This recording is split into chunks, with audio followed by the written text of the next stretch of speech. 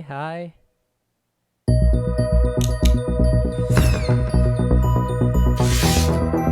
Excellent. Hello. Can you guys see me?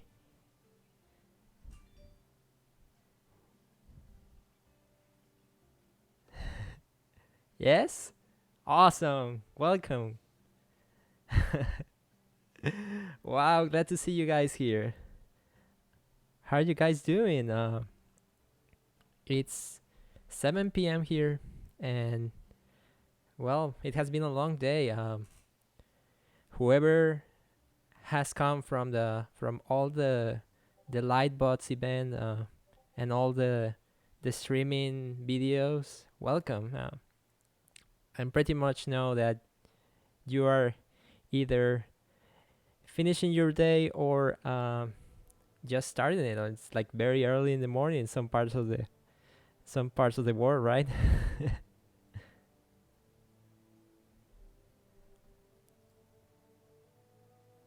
Oh my god. 2 a.m. Ah man. Yeah, I can see a lot of you guys here. Yeah, welcome. I'm glad, so glad you have joined me to this very cozy evening.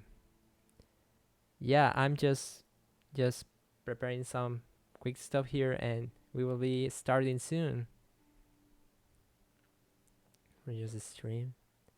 Oh, oh, Frogo. uh, all right. So, one question before we start.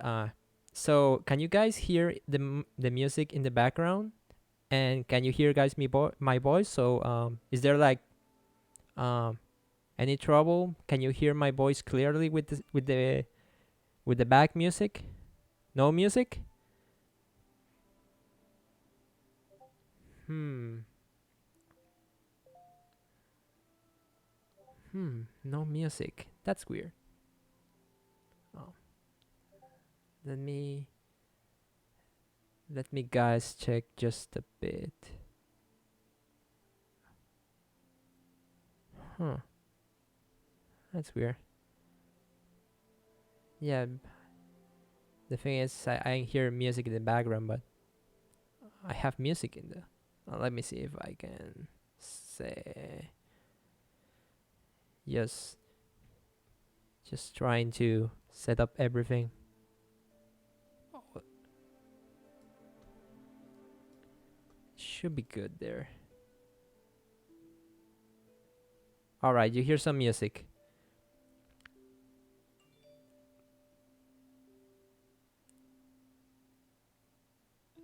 All right, you can hear the music and you can hear my voice clearly.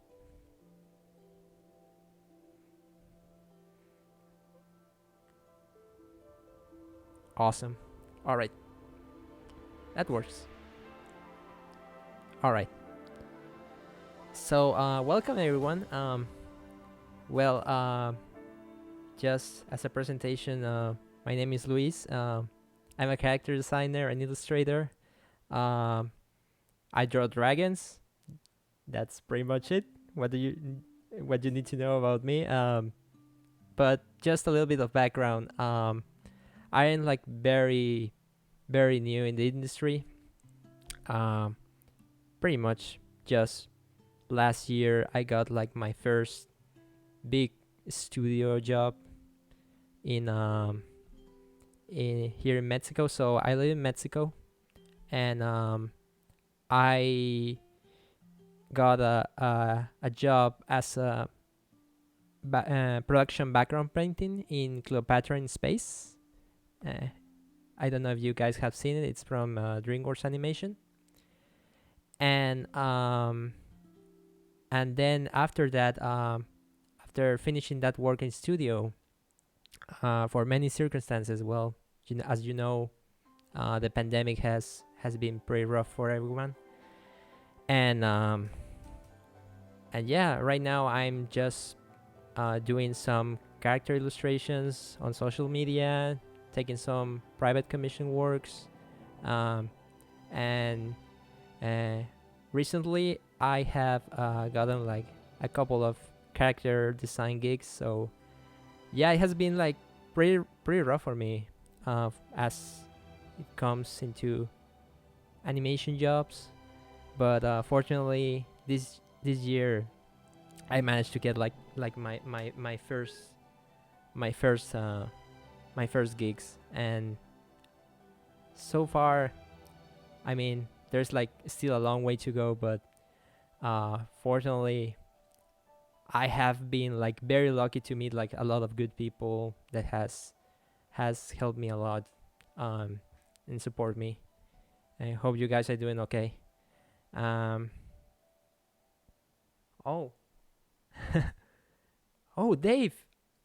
Oh, Dave Greco.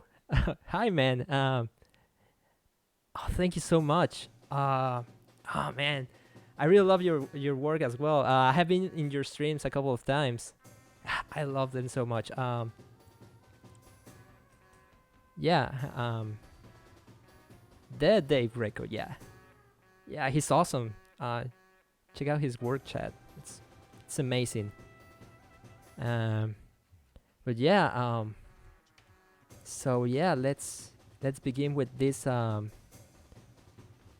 little workshop I have prepared. So I really wanted to make this stream about maybe you guys know that on March I made a challenge called March of Dragons, uh, which was like a little personal project I planned myself because um, since last year I was writing this story about dragons and like a fantasy world with like a steampunk fantasy world with dragons, knights, and magical creatures.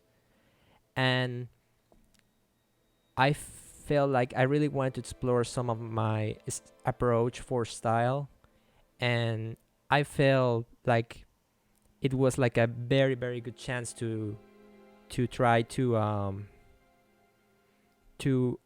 understand what kind of style I was approaching for that for that visual project that I had in mind.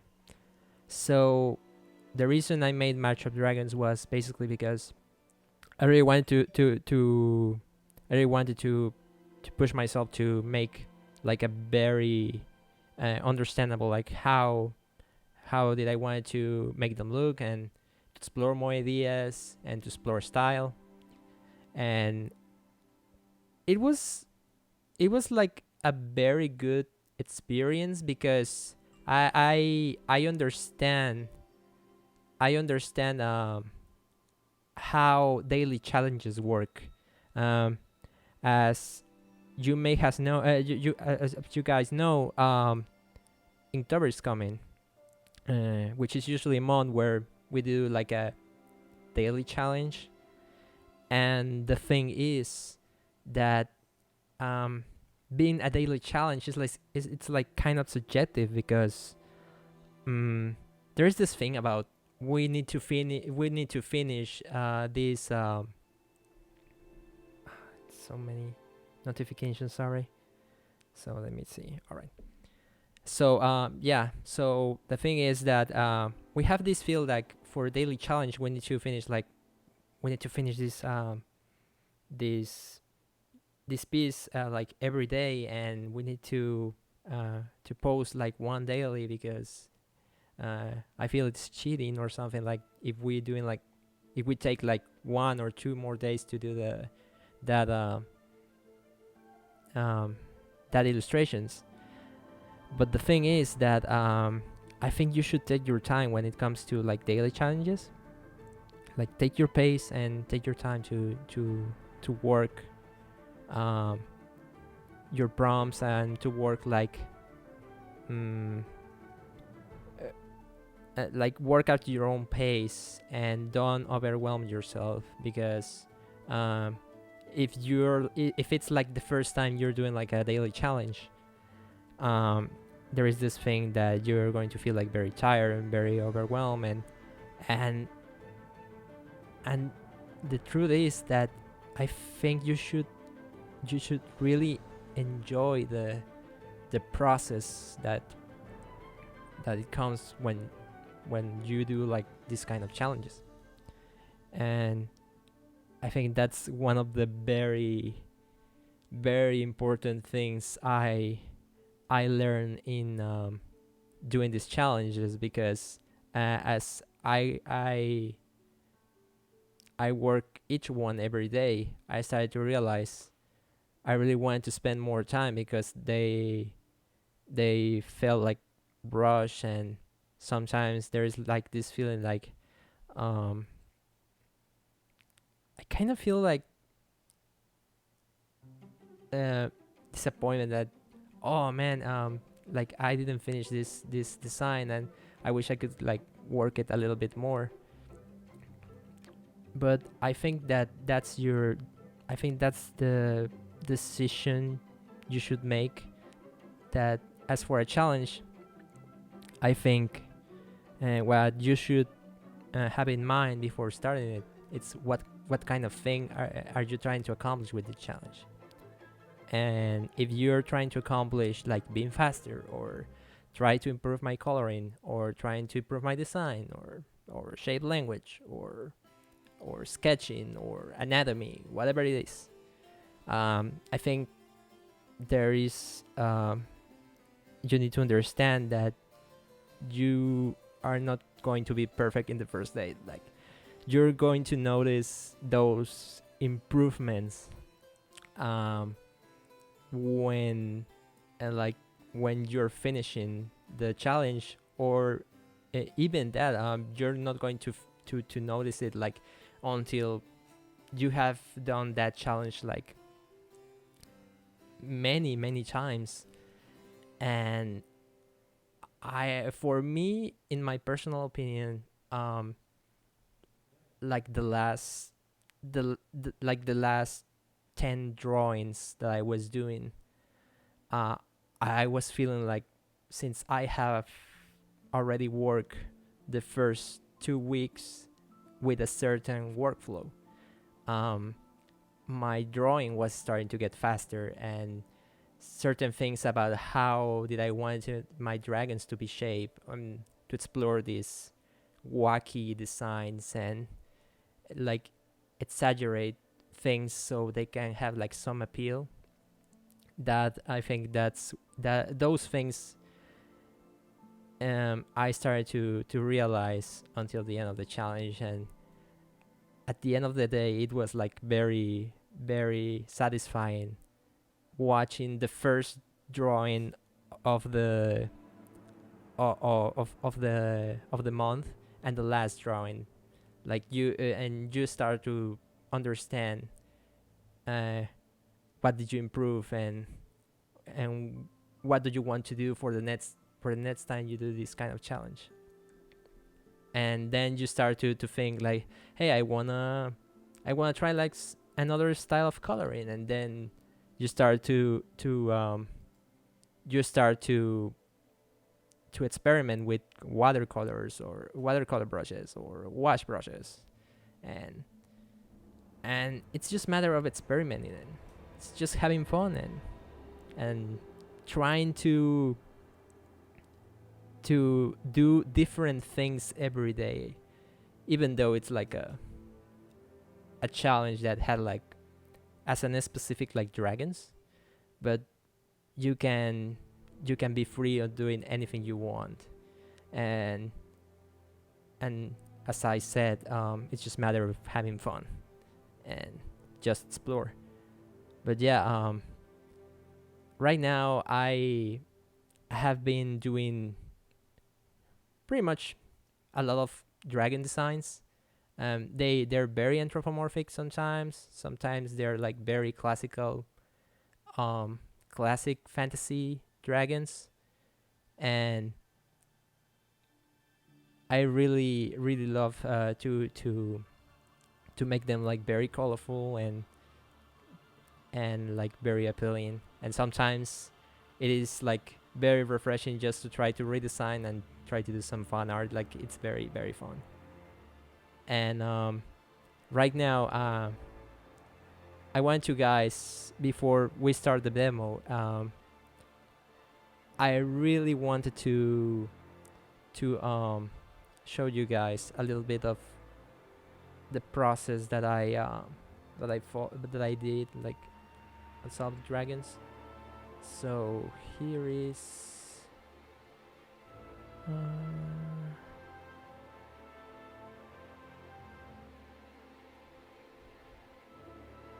but yeah, guys,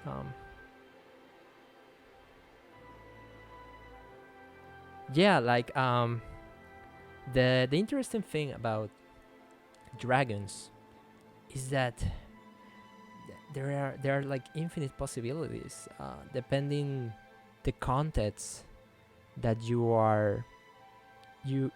have in your life. And the thing is that, for example, in my case, I really love this kind doing this kind of anthropomorphic style to my dragons, because they have like these 90s cartoons, like, kind of like aesthetics. And you guys are fans of, or guys know Spyro.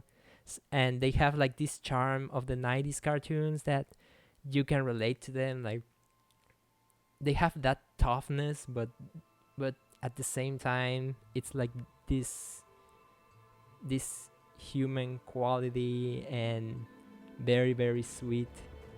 So yeah, I think those are more in my mind, rather than the edgy and like very fearful dragons that are like on fantasy and Dungeons and Dragons. But yeah, it really depends on like your knowledge and the context you live, uh, as a kid, or like in your life in general. But I really, really love the fact that you can really explore the design of these creatures, and the fact that it's like fantasy art. I know there's like this a specific realness that you can get from the real creatures, like alligators and lizards and whatever creature you can think of. And you can put those characteristics like in your dragon, and just try to pretty much play God, and just create your own designs and be creative with that. But yeah, I want to show you guys. So this is a little time lapse I got from my turtle dragon. And as you can see, I started like very, very, very rough, like very flowy sketches, very rough sketches, just to have like the overall shape of the dragon. And this is when I started to realize, like, yeah, I want to do this turtle dragon, like a old turtle dragon. And but I didn't have like any specifics about what kind of thing was he gonna do. He was looking at his clock, and then I started to realize, oh, what if I do like a shopkeeper dragon, like he has like a grocery store. And then I started to think, like, all right, so I started to put on the shapes and started to make some details in certain patterns. And then I just started to realize, all right, so what if I put like a small bag of groceries, and he could be flying like everywhere, offering his groceries. And the fact that like he could just fly away and just be selling somewhere else. And the fun thing is, like, you can start to push up your shapes, and then the the fact that you can keep asking questions on your mind about things, of of like asking questions about the design in a specific or the character in a specific. And I think one of the great advices I have received is that it's like, for example, if you're doing a character, try to try to have have like an interview with your character. I don't know if that makes sense. Like having these questions, like you're in front of your character, and then you start to asking questions. So where do you work? Where do you live? And what kind of food do you eat? Um, those kind of things, and then you can start to imagine and realize, and start to put characteristics on your character.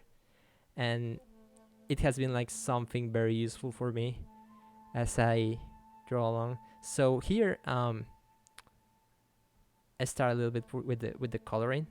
So this this this is a technique I usually don't use, but I was encouraged to use it. So I often do like this very small thumbnail of the sketch, and just put it on the corner and start to do like very quick color studies, and try to see like which colors could be great for the character. And after I find the colors I want, I start to think like, hey, I should put these colors, and then I just do like a mask on the drawing, and then I start to apply the local colors in all over the image. And then now that I have the colors I want, I start to put the details on the character, and start to define all the small details, like the scales. And yeah, that's pretty much the process that I follow. Just starting to refine some, try to define some of the details, and then after I got like everything defined, like all the shapes defined and everything is clear, then I start to put the shadows and the lights. Let me see if first one. Oh, here it is. So yeah, I start to put all the shadows in one layer.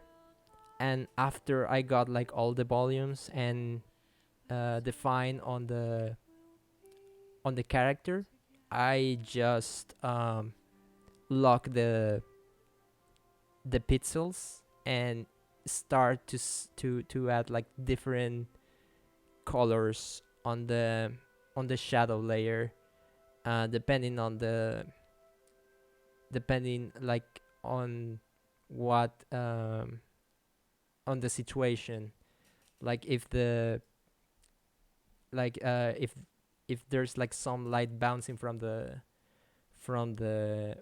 ground, um some of the tones here are going to be a little bit warmer.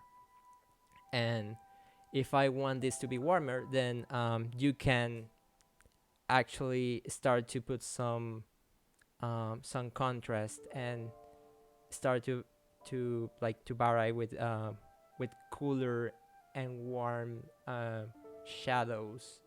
So that way you can drive the eye to where you want the people to look at. And yeah, basically these all shadows, these all shadows. And then after the shadows are done, um basically here I'm just trying to add like more occlusion shadows, which is like the part where the light is not going to arrive, and try to give that sensation of volumes and shape, which is like very useful. And yeah, and then after I'm done with that, I use an overlay layer, so I can add some light into some of the sounds. Like for example, if since the light is coming from the top, this part is gonna be more warm, and then I can just play with that and start to do like this contrast, uh, like alternation, and then start to guide the guy to guide the eye to where I really want, which is like this part of the his face, because his face says a lot. Like he's tired, he's an old man, he's an old dragon, and pretty much we know all that old gentle dragon uh, that sells groceries, and he's like a very gentle by heart. So you start to think about um, uh, what you have accomplished when it comes to what do you think about the character, or also when you can assume a lot of the character of the a lot by looking at the character's face and all the way he's posing, and also like all the things that are surrounding him. So it's like a combination of everything. And yeah, pretty much this is just like just adding details, but it's basically the same. Adding some shadows, adding some lights on the overlay, and then just adding shadows, lights, shadows, and like alternating. And yeah, just adding details. And yeah, that's basically like a very quick process that I follow through this kind of designs. And it's always very fun to try new kinds of workflow. And I think this was like a very effective one. I feel like I work on this painting around 7 to 8 hours, which was like very quick for me at least. But yeah, so this is like one of the workflows that I use on the iPad. Oh, hi Jessica. I'm sorry. Sorry by the way. Uh, I'm just focusing too much on my talk that I'm not paying attention to the chat. But thank you so much. Glad to see you guys here. Right now, right now everyone should be like very tired. It's like it has been a very long day. Hope you guys are doing well with all this pandemic. We're just here to chill a little bit, just have some fun.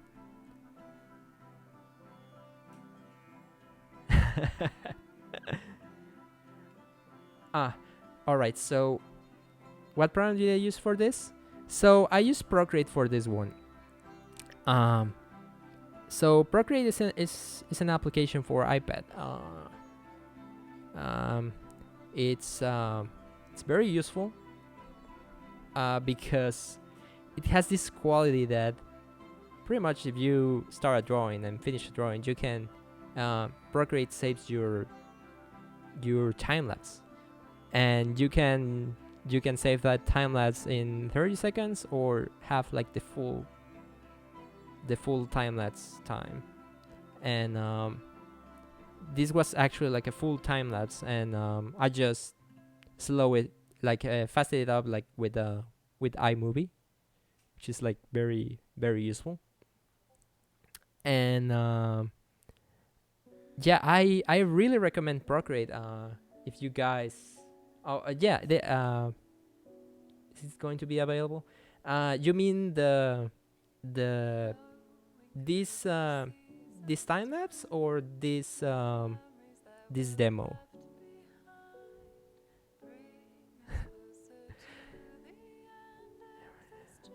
Around nine. Oh, Clip Studio is great too. There's like very very very useful applications for drawing on iPad. And personally, I have seen like a lot of people using Procreate the most, but I think Clip Studio Paint is another great option. Uh, I mean, it has like a subscription plan, which I'm not really fan of. But if it's like you prefer like tool of trade, I feel like you should go for it. And I feel like Clip Studio is a great program too. But yeah, this one was made um on Procreate, and yeah, I will upload this time lapse later. And for the ones asking, because I have seen this question before, um, I programmed the Twitch channel, so this whole session of Twitch is gonna be recorded on my channel. So if you guys wanna leave, it's gonna be recorded. If you guys uh wanna watch it later, but yeah, let me see. So I was talking about that I have like different workflows. So another workflow I use, uh, and sometimes uh, I feel like I use it more when it's like a bigger illustration, or I feel like it's going to be like a big scene. And for some reason, I start like doing my doing like a thumbnail, and just start to use like only grayscale painting, because that way I feel like uh I can structure my values better and start to figure out like where's the character gonna be, and where do I want the people to look at. And I feel it's easier for me that way, and just start to work like with blocking shapes and values. And I feel it's easier for me in when it comes to that sense. um oh yes, for sure. So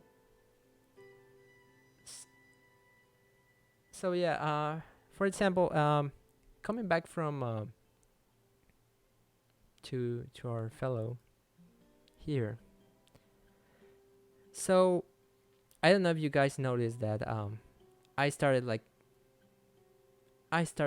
doing very very like rounded shapes, and rounded and flowy, and I feel you start to relate those shapes with the character designs principles, which is like, if usually if you want a character to look like soft, gentle, and very very like very happy and humble, I feel like the great option is to go with circles and going for rounded shapes.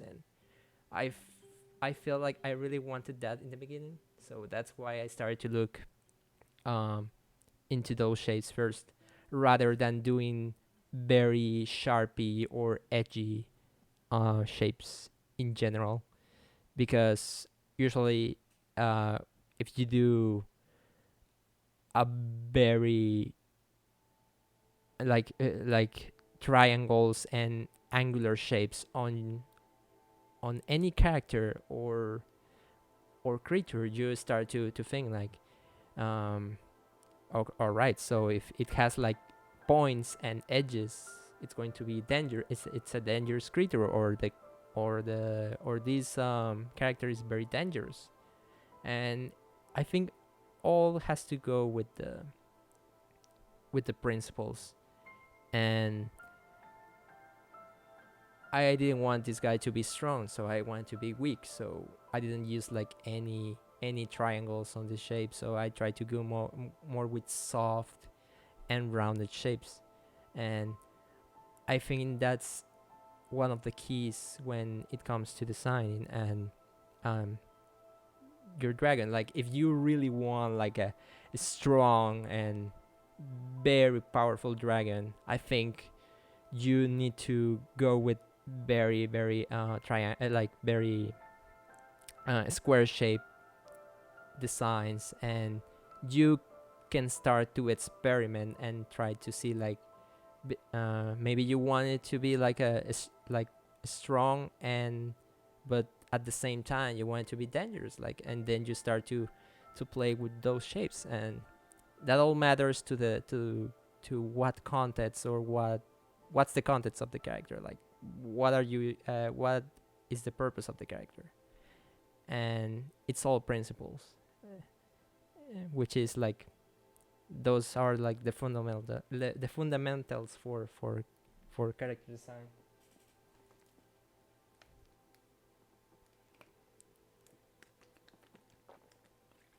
Sorry about that. Just drinking. But yeah, as I said, this this design I started like working very rounded and circular shapes, and then as I work, I had that defined already in my sketch, so I didn't have to worry about that. I just tried to focus more on the small details and the coloring after that.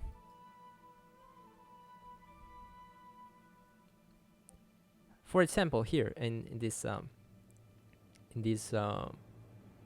pirate dragon, so this is like a big block, pretty much. It's like a rectangle, so it's if you think on shapes like rectangles and squares, like he's like very formidable, but still it's like a very strong character. You can tell about that. Hmm. All right. So yeah, back to that. Back to this. So basically, on this one, uh, after I got like everything on like very like all this blocking and all my um, all my tones defined. By the way, this is like very small resolution. I think I think I work this usually like very small, like a like 120 pixels, like something like that, like very small. And then after I have like everything defined, I just start to I increase the size of the file, and then just start to to detail and refine more the sketch. And after that, uh, it's basically just starting to pick up the colors and doing like a color key. It I think I gonna explain better how I do this whole process in the demo on the dragon I have prepared. So bear me with me. All right, so I really want to share with you um, the the process that I follow during like the normal process that I follow during Dragon March. Um, so I have prepared this. Let me show you guys.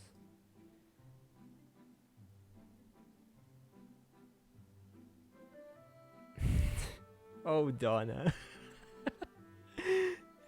Woo! Hi, Donna. Hope you're doing well. Thank you for coming. Oh yeah. By the way, I'm sorry if I haven't hear all your messages, but thank you so much for coming. Hope you guys are doing well.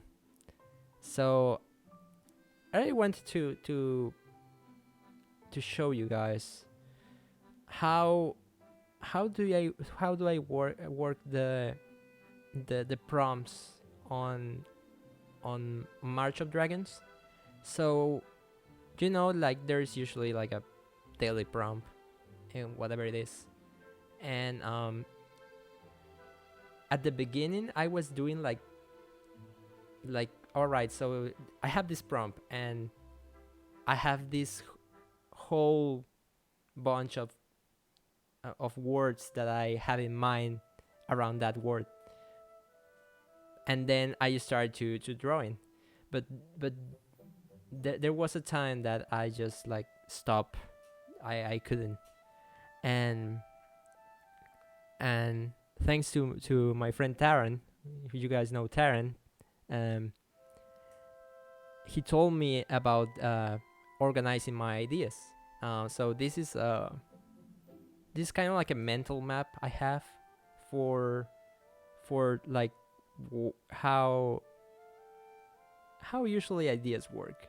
And for example, let's say my prompt for today is dream, and then you start to think about all these words that are related to this. And for a lot of artists it's like very very normal to have this kind of mindset, but there's like a lot of people that it's very difficult for them to automatically have this kind of thing in your brain. And then I think the great way to solve this is that you can make like this mental map where you can put all your words and then start to think about ideas, if depending on the context, and you start to organize them. Like from dream you can think in cosmic, time, night, rest, slumber, hammock, cozy, astral, soul, moon, darkness. Like everyone is gonna have different answers to this. Like not like I don't think like there's like a right answer to this. And depending on like I said, like depending on the context that you have of your life and all your knowledge, this whole situation is gonna vary like very very differently. And then after you have this all these words and concepts, then you start to think like, all right, so I could make my dragon with like very cozy, like a very cozy outfit, or related to the night and time and related to the space, and like being like like a moon dragon or something like that, like a sleepy dragon or something, a dragon sleeping, resting, or using a hammock. Like you start to think on more ideas, and then pretty much uh, the ideas are flowing, and they are going through this filter. And I feel like this is where you can start to realize when in a daily challenge, when when you have this prompt list, and then you start to think like, all right, so this is the word of the day, and then you start to see like all the different takes of the artist.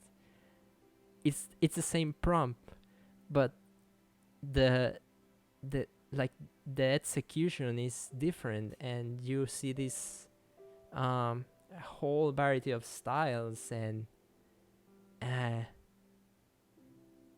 there's so many things and so many styles you can you see. And and and there's always like very different, and they're very different, and that is like very awesome.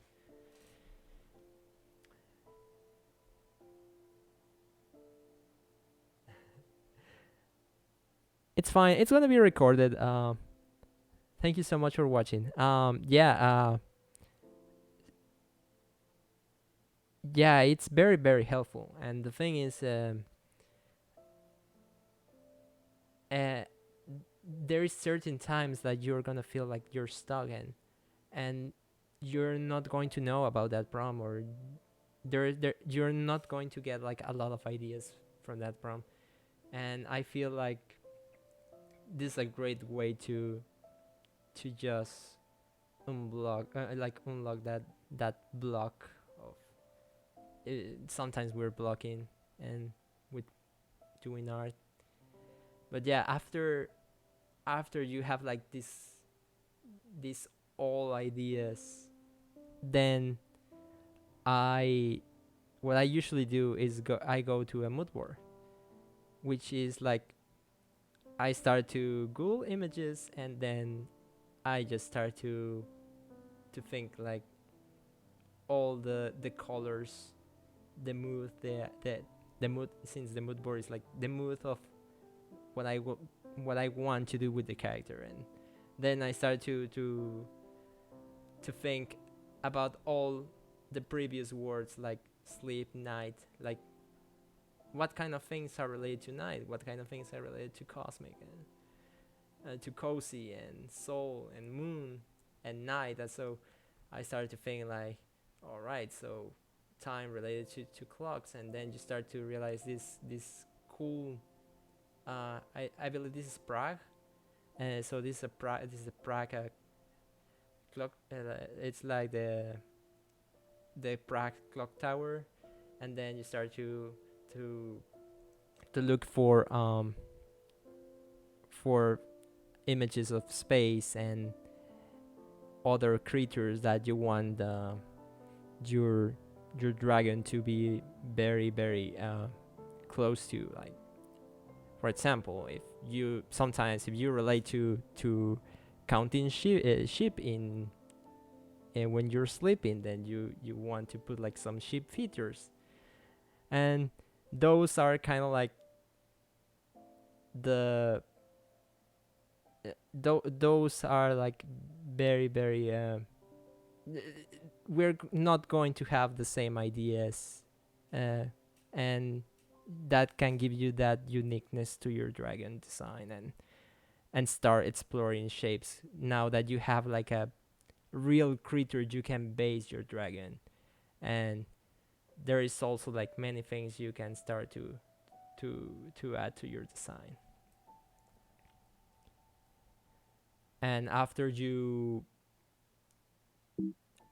have some references and images, you can start to think also in the color palette of your of that you're going to apply to your dragon. You can also think on if you want to like be like a very very cozy feeling, or like a very gentle dragon. I usually think in like very pastel pastel colors, and you want to relate to the night, you start to think on blues and purples, and this is where all your fundamentals have to show, like, and you start to apply them depending on all the information that you already have about the character.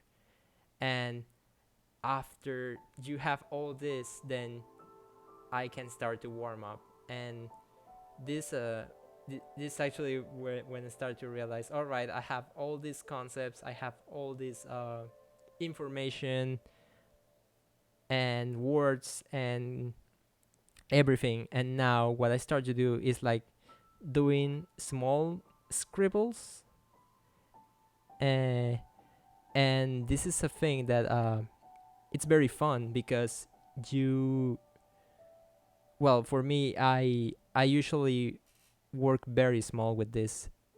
um I try to be like very loose when it comes to when it comes to doing these designs. And and one of the advices that I have got is that when you are in this stage where you're starting your design, um, it's usually better if you start like small, like in the other Spyro, adult Spyro illustration that I was showing.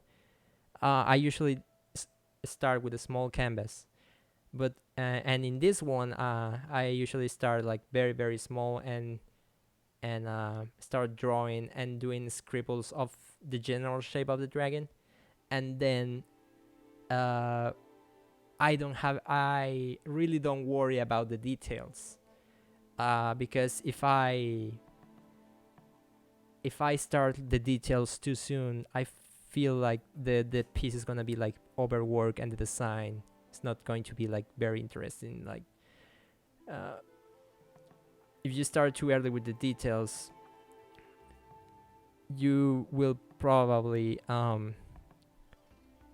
get the people to look at the brown part of the image and overwork the image with details, and sometimes in design that's not a very good idea or effective idea.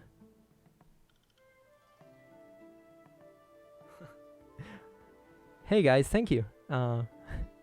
Yeah, for you guys, if you don't know me, I I recently started to stream more on Twitch. Um, I actually got a affiliate to Twitch a couple of weeks ago. Um, and the thing is that I really with all this March of Dragons thing, uh, I and with all the response, like looking at the response of how um, of my work and all the drawings I have posted, it's overwhelming. I really appreciate it.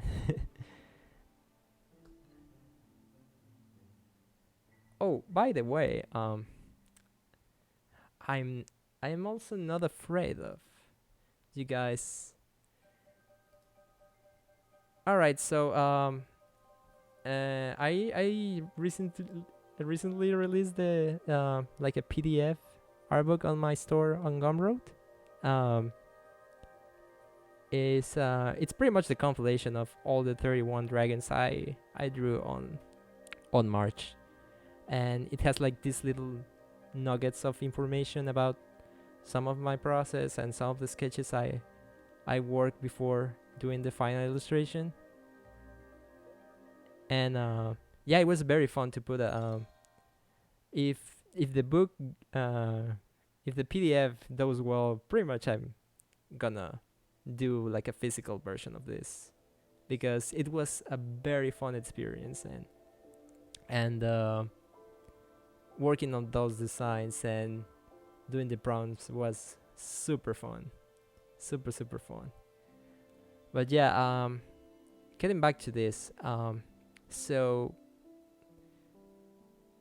in on these ones, like I like to work like very very small, like doing scribbles, trying to get away from the screen, trying to stay away, and just with my pen starting to scribble like the shapes that I'm gonna use. So that way, I can start to realize like if the shape is readable and or the shape is like very interesting.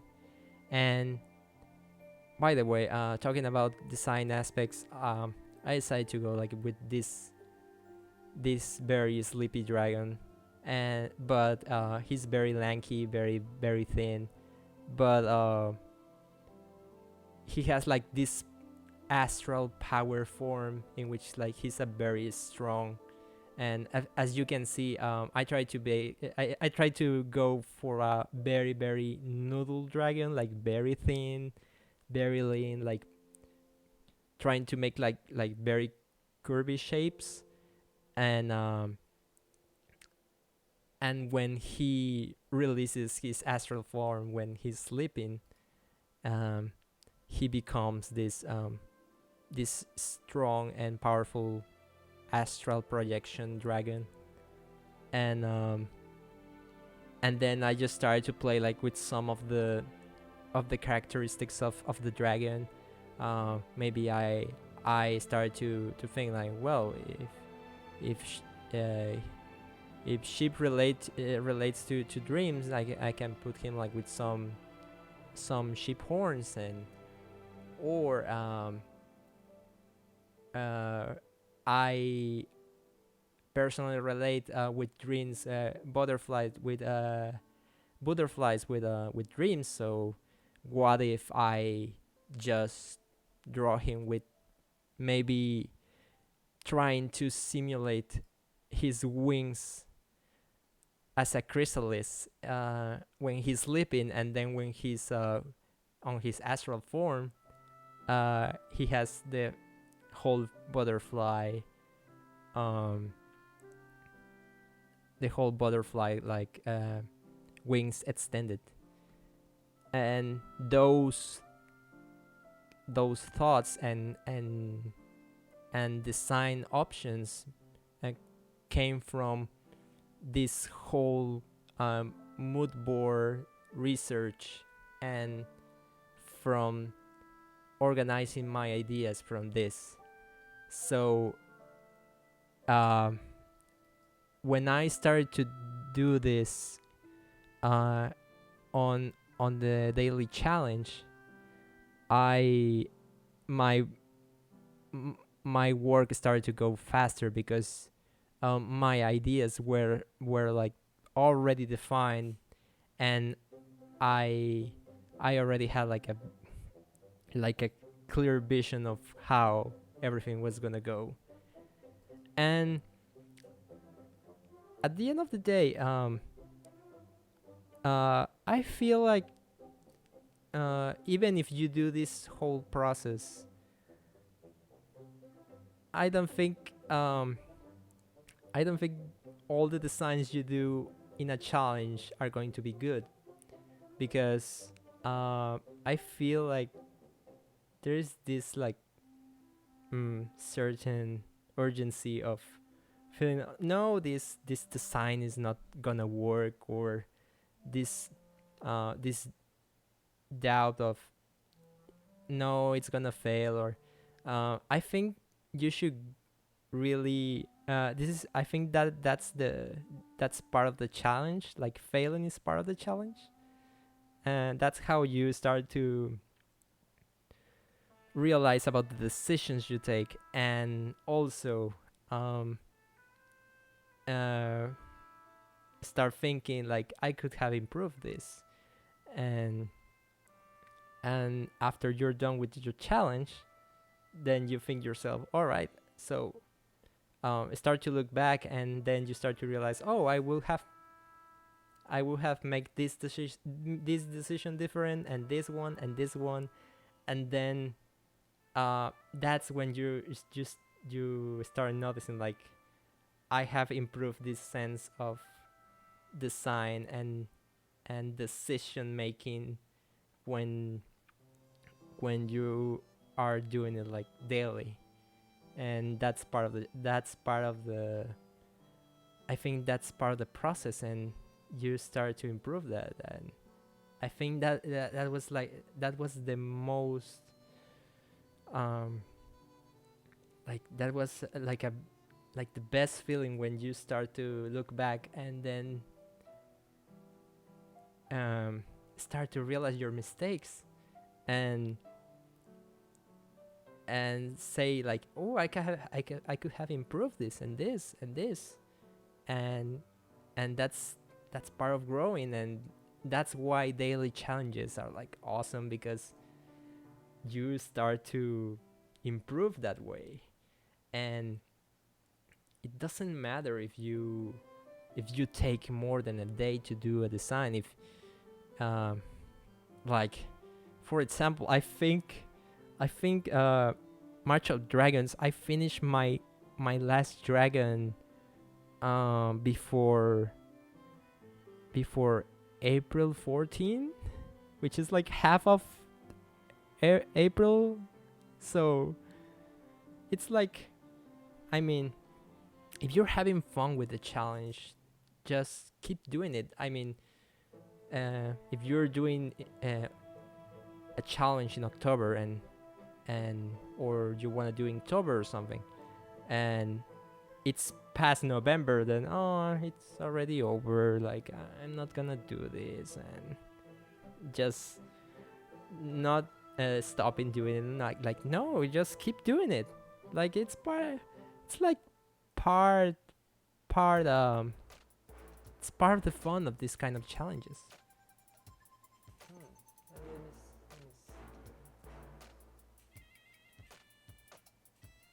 After LightBox over. Yes, they will. So I managed to put like an option.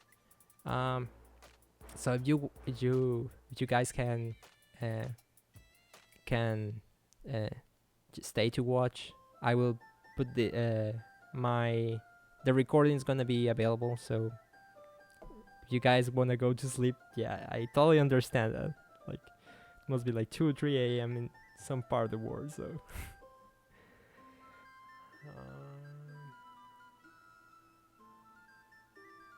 So yeah.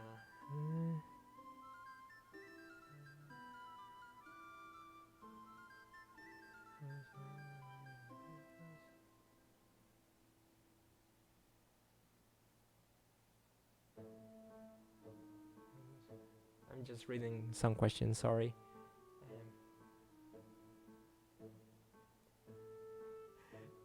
It's funny that that it's like and everyone wants to sleep and it's like a dream dragon. It's very funny.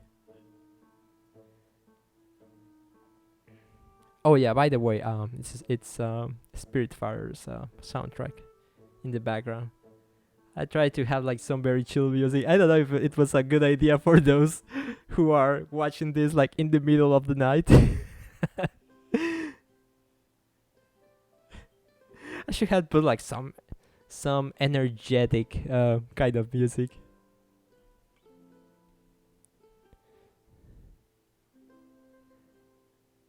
Mecha Dragon. So yeah, I did a robot dragon on the compilation. Yes. Oh, so we have like a lot of guys from the Pacific. So here is like 8 p.m. for me.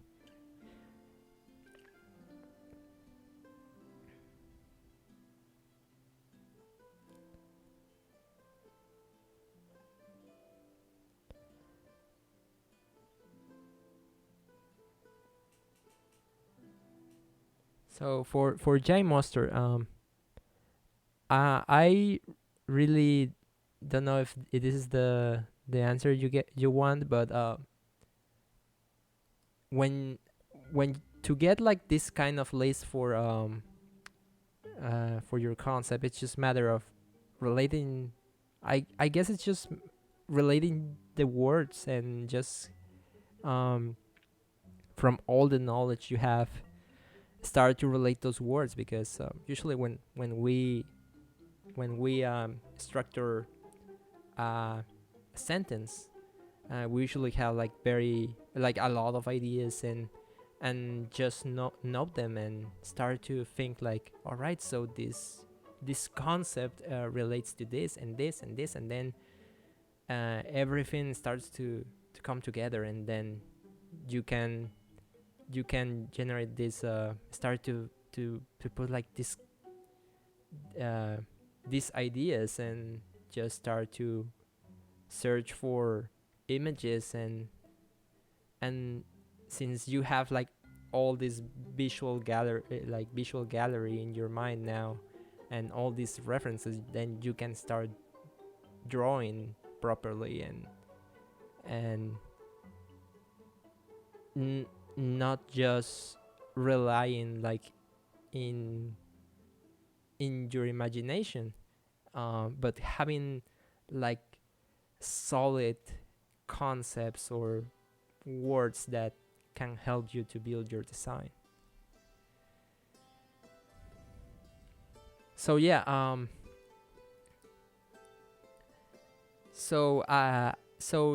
one of the things I was gonna say about this. So I usually start working small, because that helps me to define the shades better, and start scribbling like in a very very small resolution. Like I step away and just start like squinting and starting to see like the general shape of the dragon. And one great advice I got from I don't know if you guys are familiar from Justin Gerard, which is a fantasy artist. Um, so he usually takes like a small sketchbook, and with that small sketchbook, he usually does like very very small like scribbles about his creatures, or the creature he's gonna draw, but he only tries to focus like on the shapes and the overall design of that creature. And then after he's happy with his silhouette and all the shape, then he scales it up and start drawing more details, and the more details about the creature. So all right, so now that I explain all this and all these scribbles, let's get to drawing now. All right. So so after I got this whole this all these scribbles and ideas, I came up with this a little bit more cleaner sketch and bigger sketch. So I started to think like to realize some of the ideas I really wanted to apply to this character. Like I really wanted to be like this. I really forgot the name of the fish, but it's like this lamp on his forehead to watch, like, and on the to see under the sea, and like started to add like many features of the creatures I got from this whole mood board.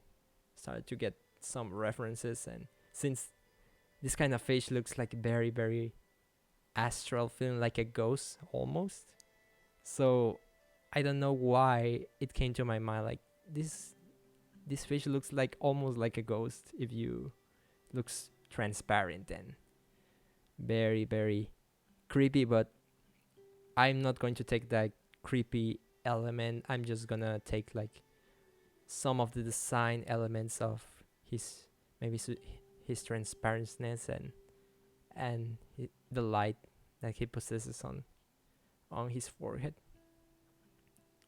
And then I just took those overall ideas and then start to realize, so yeah, maybe he uses this lamp uh, when because he's afraid of the dark, or maybe because he uses like some kind of magic with it. And then you start to create your own rules, and that's another thing. With dragons, well, as I mentioned before, you since they're like fantasy creatures, you can start create like rules of your world and just be creative with that. That's the great thing about this. When you do dragons, you can pretty much pretty much like be a god and just try to give him like these amazing features or characteristics. and and the fact that you use real living animals as reference, um and this like all these real things in the world, and you give your dragon or creature like that sense of realness, and that's very satisfying. Like when you start to think, oh yeah, like this thing is like from this animal, yeah, it looks very cool. And then you start to relate those features to other animals, and then I think that's what makes like a dragon design believable or very relatable in that sense. Be a god. I am a god.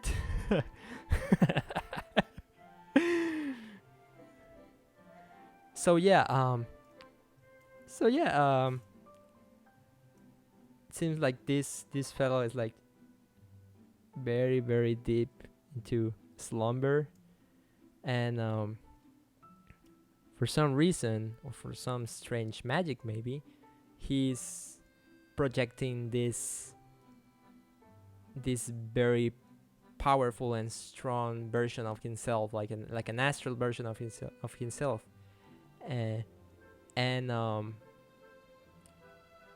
and pretty much it's just like having to play with some ideas with some of the other creatures that I have on my mood board. For example, if I really like the idea of making the whole shape of his wings here, it's almost like a chrysalis, and then maybe if I don't tell you don't realize it, like, all right, so his wings are like just looking that way. But after I explain to you, like, yeah, so this is like maybe not visually like clear, or maybe it's not that it's not clear, it's that maybe that's my intention, but that's usually like a very very design like a very interesting way to play with your shapes, and start to relate those shapes with the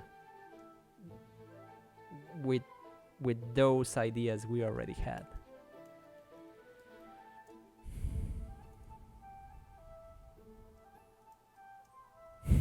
Dragon God. But yeah, so yeah, now that I have like a scaled up, no pun intended,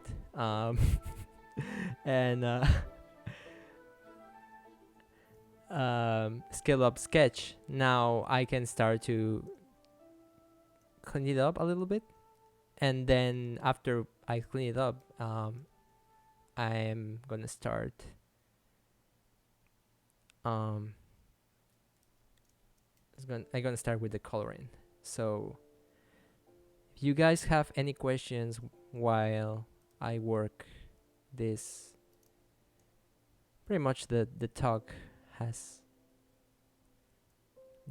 The talk is over. Now it's time for the drawing. Time for the drawing.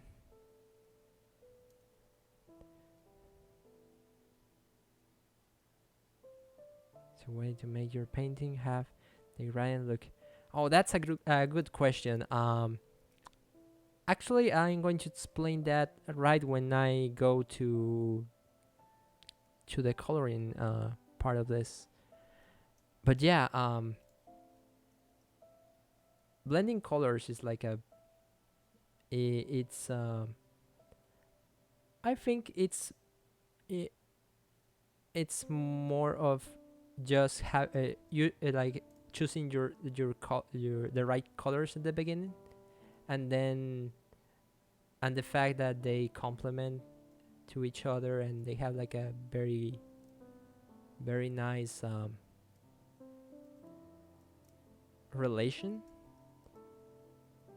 And also this will also depend on on the design in general. For example, as I explained, um, I already have like these all these palettes or and colors defined, and and I have very much clear what colors and or the kinds of palettes I'm using. And I think it's a good idea if you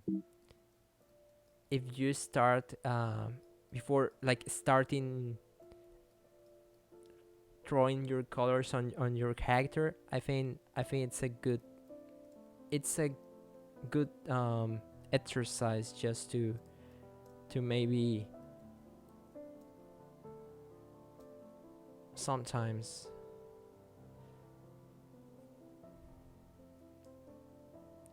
I just for example let's choose this blue.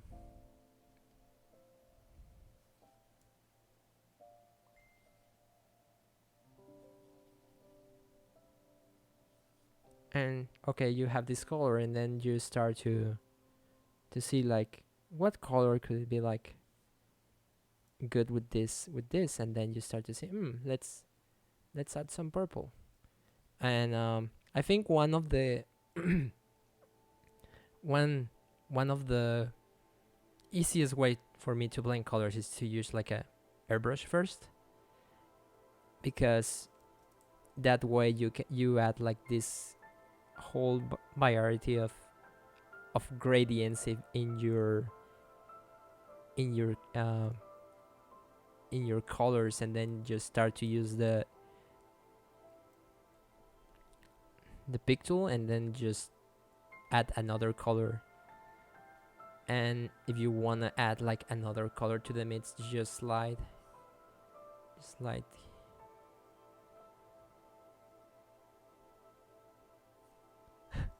D&D sober.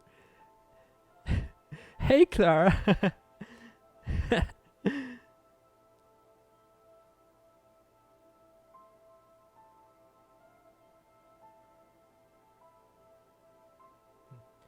Why is it when your lines have made good shapes, language, form, but when you block in the values, the form suddenly it's flat, contorted? I'm not sure if I understand your question. Good shapes and language form. Oh, you mean like the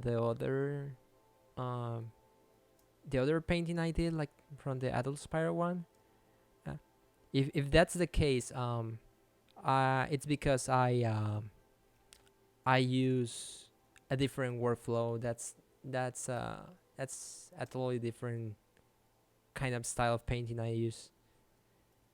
For example, I'm going to let me keep working on this. So let's see.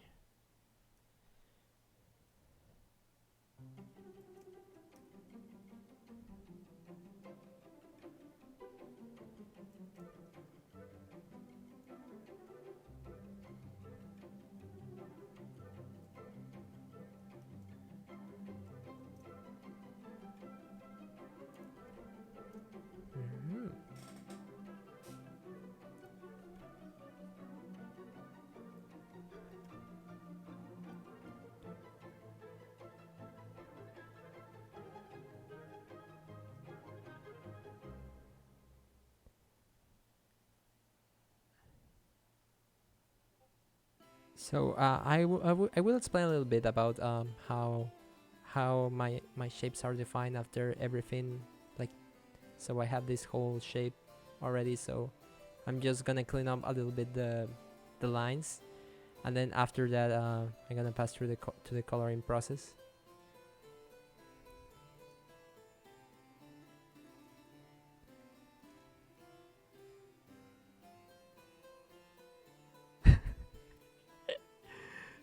How convenient. I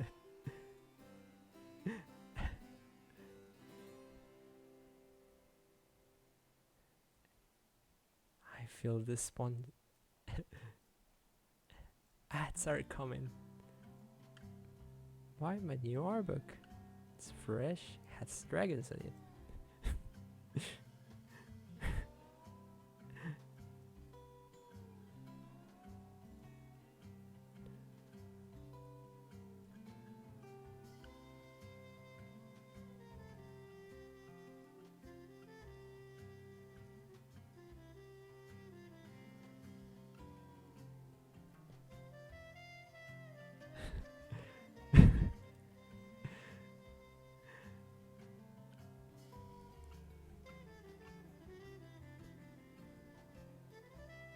Did you ever live dreams?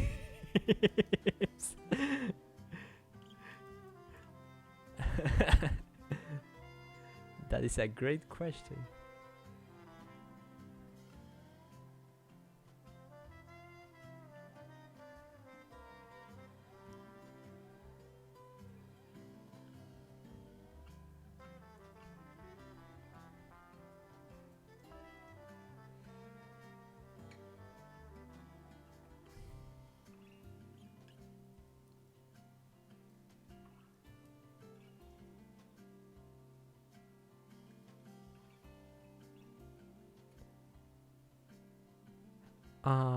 Hey, hey, Henrik. I do. However, um, I have the Wild Bunch uh, art book. However, I right now I was only selling it like on at cons, and well, this whole pandemic situation happened, and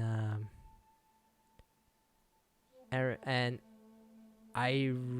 like shipping stuff um to other parts of the world right now. It's like very expensive.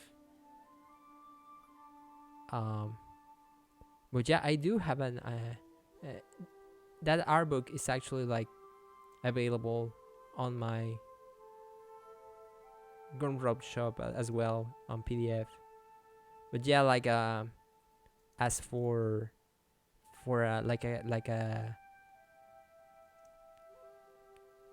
like a physical copy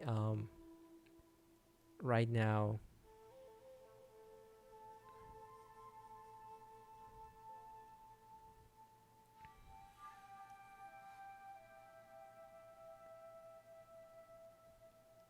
Yeah, I do actually. If you're from Mexico, I do have versions of my physical copy. Uh, but you need to contact me on Twitter or Instagram, and just send me your info about it, your address and how it would it like how would it proceed, and for sure.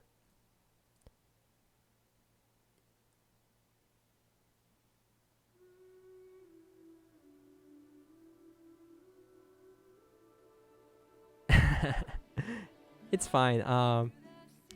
I live in so right now I am living with my mother and my brother on Veracruz, but I have a studio on Guadalajara. Uh, so right now, with the whole situation of the pandemic, I'm here with my family.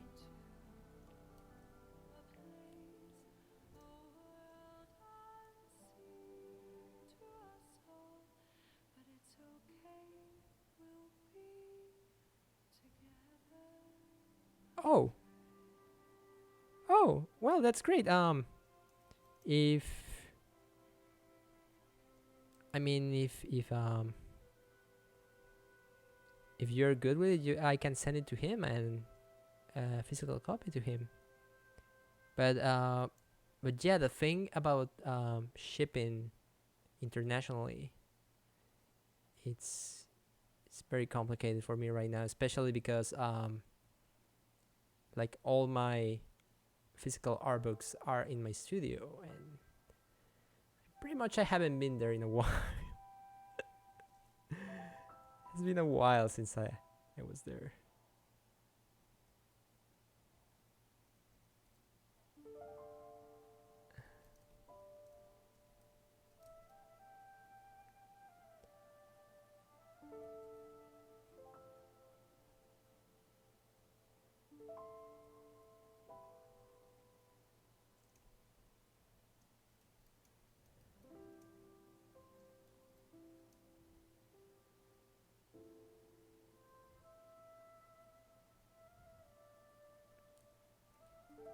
Um, Luis, how did you create realistic lighting?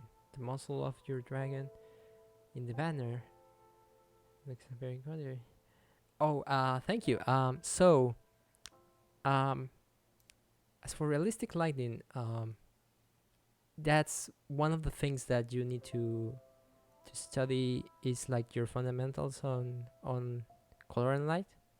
Um, Thankfully, I uh one of like two great exercises to practice that is like to do um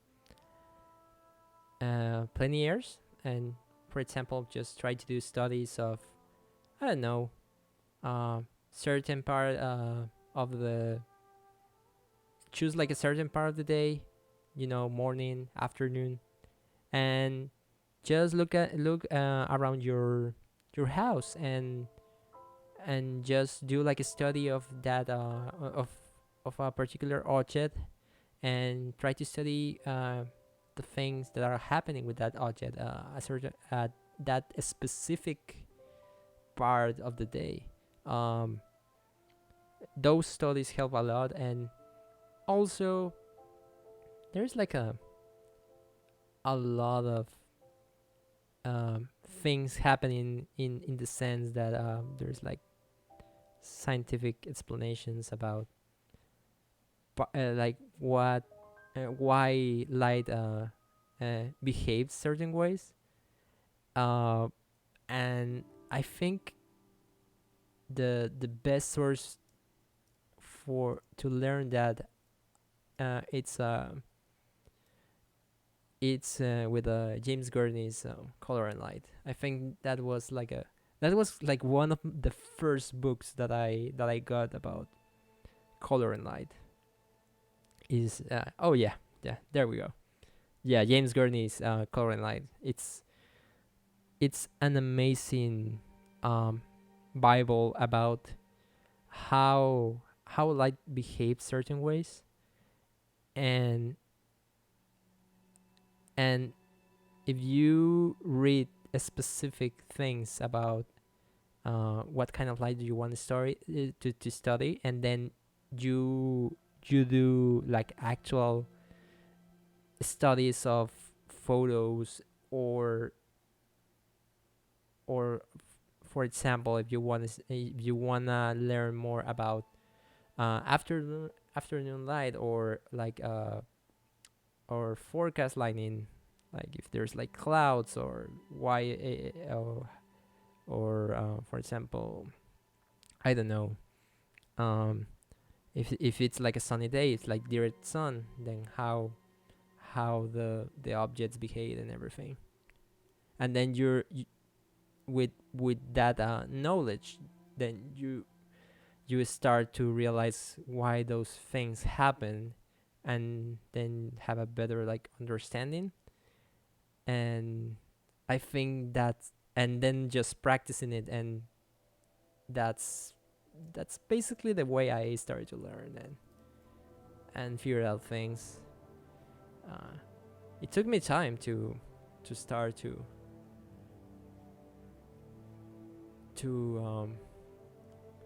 to get certain things right. But with practice is basically the key to get like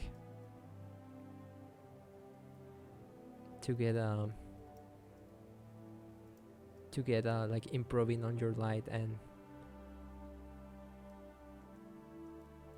And in that particular piece you're mentioning, like I said like so the light is coming from this way, and then um those I was thinking if the scales reflect or they have reflectivity, or they have this made material situation where they actually don't reflect, of there's like direct light, and then just starting to like asking questions about the light, the kind of lighting that is what's happening in the picture. And but yeah, I think that's the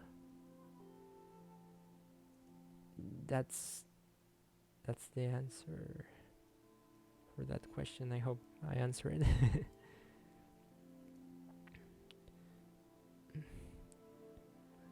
What inspired my style? I think it's obvious. If you guys have seen my work, so basically it's just 90s cartoons and Spyro. That's what my style is inspired. It's like very inspired. I'm like a big fan of the Teenage Mutant Ninja Turtles, and some of the 80s cartoons, like you guys have Dinosaurs,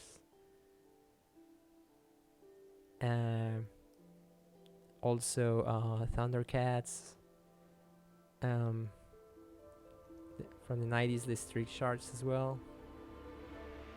It's like there's like so many like those 90s cartoons like were my jam when I was a kid, and I take a lot of inspiration from those. Right? The nostalgia, sometimes it's always the answer.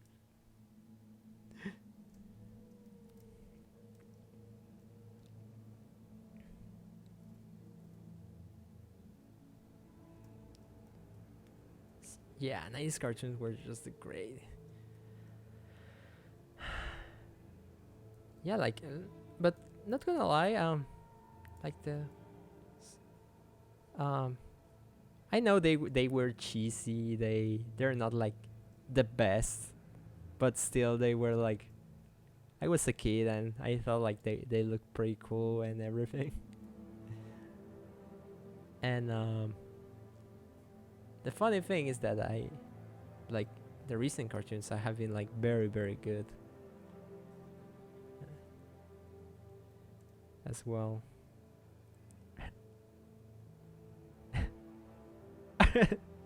Yeah, that's basically the whole.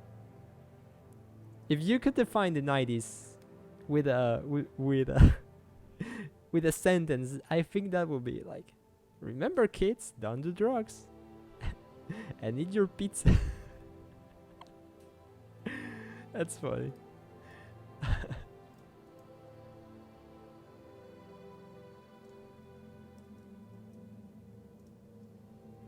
Yeah, 90s cartoons were very good.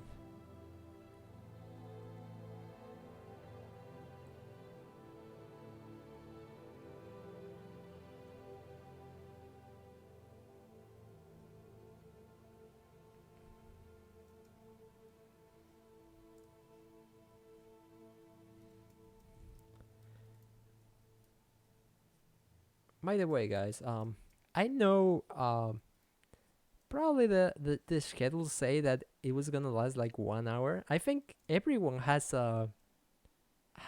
pretty much just done their stream a little bit longer than it was planned.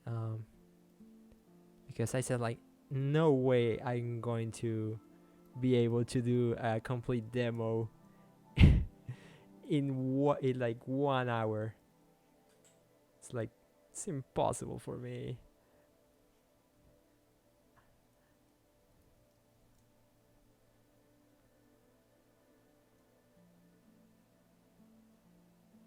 You have to get out of the comfort zone. Oh, that's true. Yeah. Um. So, if you guys, it's like the first time you know about Lightbots. Um.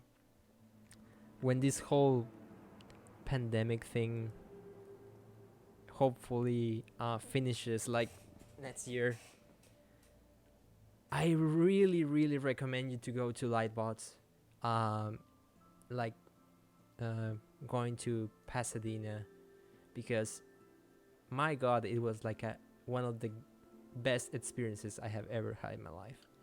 Like you meet like so many people, and the industry is like together, and you start to think like, um, here is like my favorite artist like work on this thing and that I love, and I really want to do this as a living. And then you asking questions about his work and everything, and if you want advice or portfolio reviews, you can just literally go um, to a certain panel, or his if it's like an exhibitor, you can go to his or her table and just visit her, and it's like amazing feeling of just asking your artist in person. It's just great. I hope I encourage you, if you haven't if you didn't go last year, I really encourage you to go the next one if it happens, because it's amazing.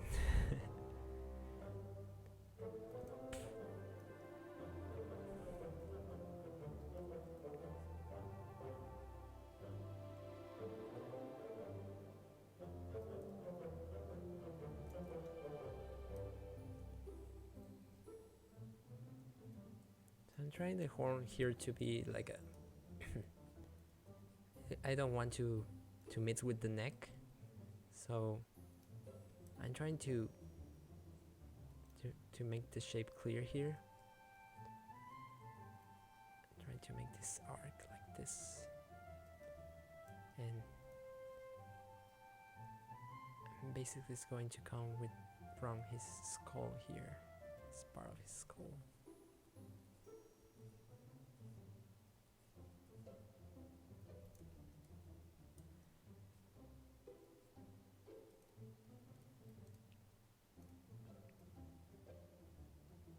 Mm-hmm.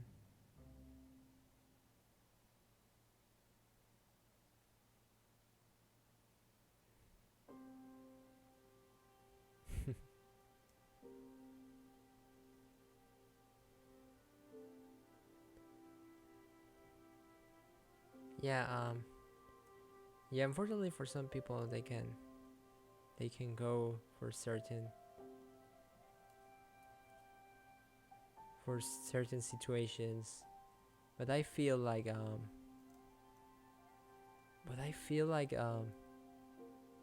with this digital experience, I think it would be a great idea, like it make like a combination of trying to be accessible for like people that can go, and try to do like a mix up. Like sure, like you can have this you can go like in person to to the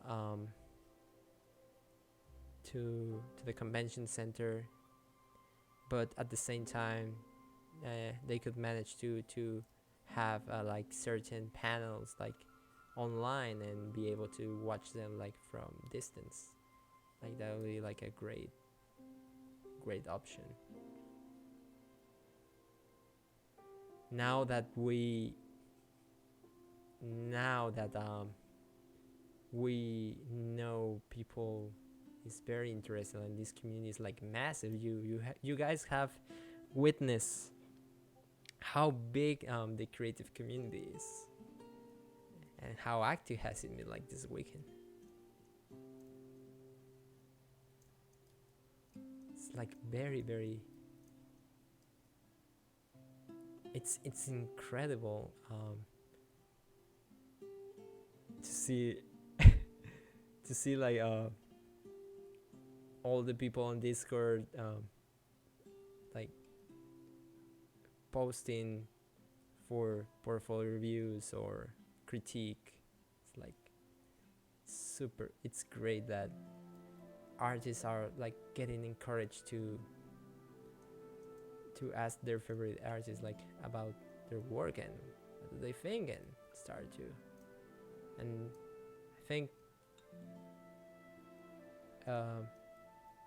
it's great that these kinds of event exists so the community stays together, especially in this kind of moments that that the situation is not the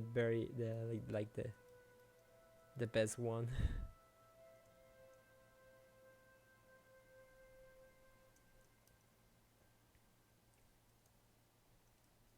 But so far it has been like very fun to watch this whole library of content that on YouTube, Instagram, um, on Discord, like it's like so much stuff to do for the. It was just that this weekend, and it's like very encouraging just to keep creating and just do what you love and start creating whatever your idea is. Here I am doing an extremely buff strong astral dragon coming from this lanky noodle dragon.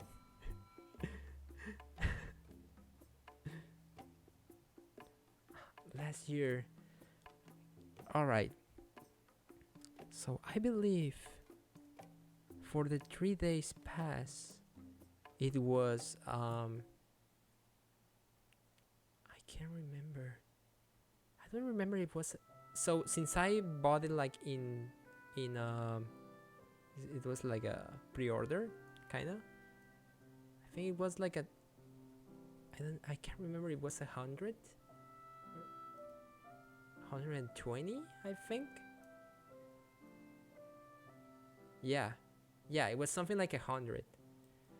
It was like 100, and but yeah, it was cheaper if you bought it like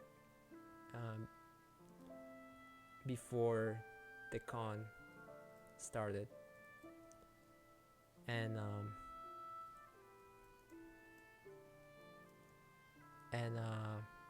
yeah, it was cheaper, and but still it was like very worth it because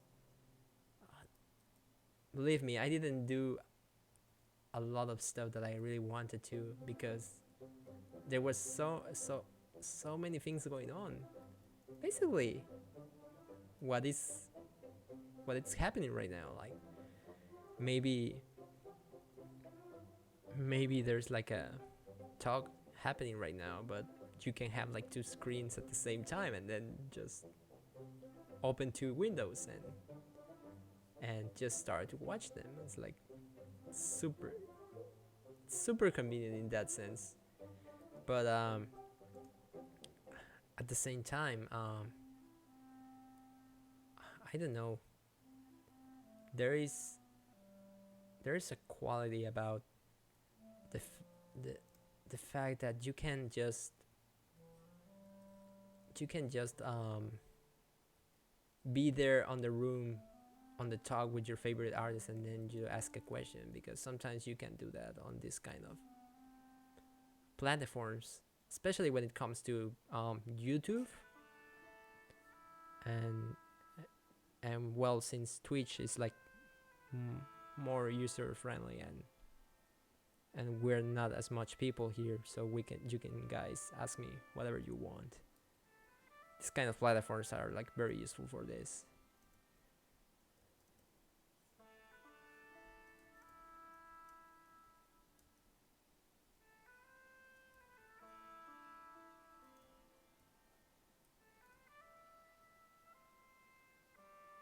Mm-hmm.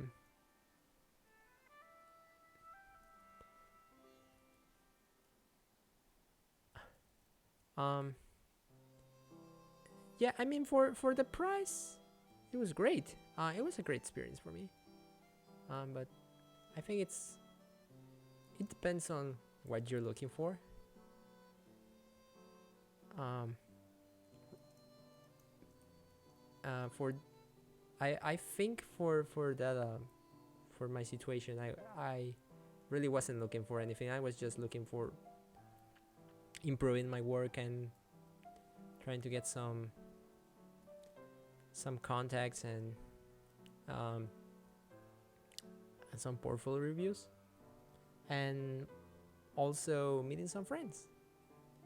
I think the fact that I got to see like so many friends online, and like from the online community, I think it made the the, the paying the ticket like super worthy. Yeah, yeah, like meeting artists in person and making new friends. That's an amazing experience, and I really encourage you to do that. Like events like um, CTN and like animation festivals in general, and LightBox as well. It's like they're like very good experiences. And if you really want to meet new people, meet new friends, or maybe meeting that that artist friend that you have known on the internet for 2 years, but you don't know his face. By the way, that actually happened. Like I didn't know friends. I know them by word, but and name, but I didn't know them like physically, and you know, there's always a first impression and everything, but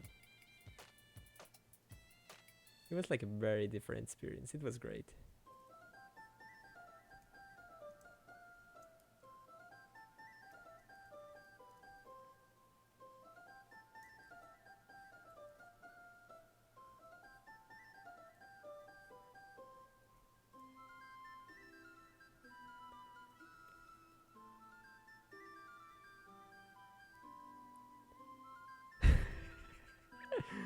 Dream Daddy. Yeah, I would probably put the America Captain America meme that says like I understood the reference.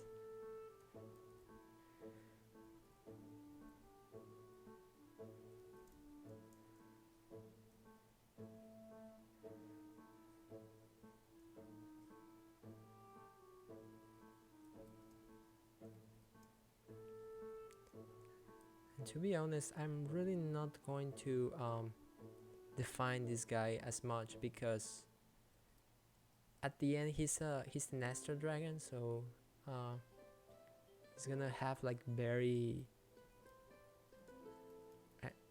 analog colors, like bluey, kind of like spirit colors, some high contrast, but it's but still I really want to get some details on this, and of course messed up the hands.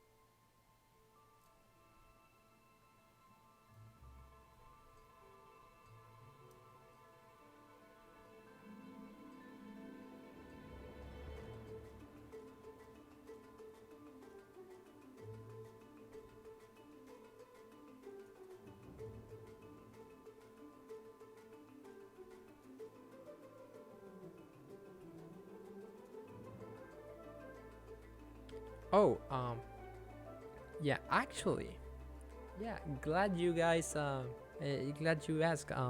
So, um, let me show this. All right. So, I have a, I'm working on a personal project called The Dragon's Apprentice, and I just reopened my Patreon, and I basically going to be working in that sense from uh, like my whole project from there.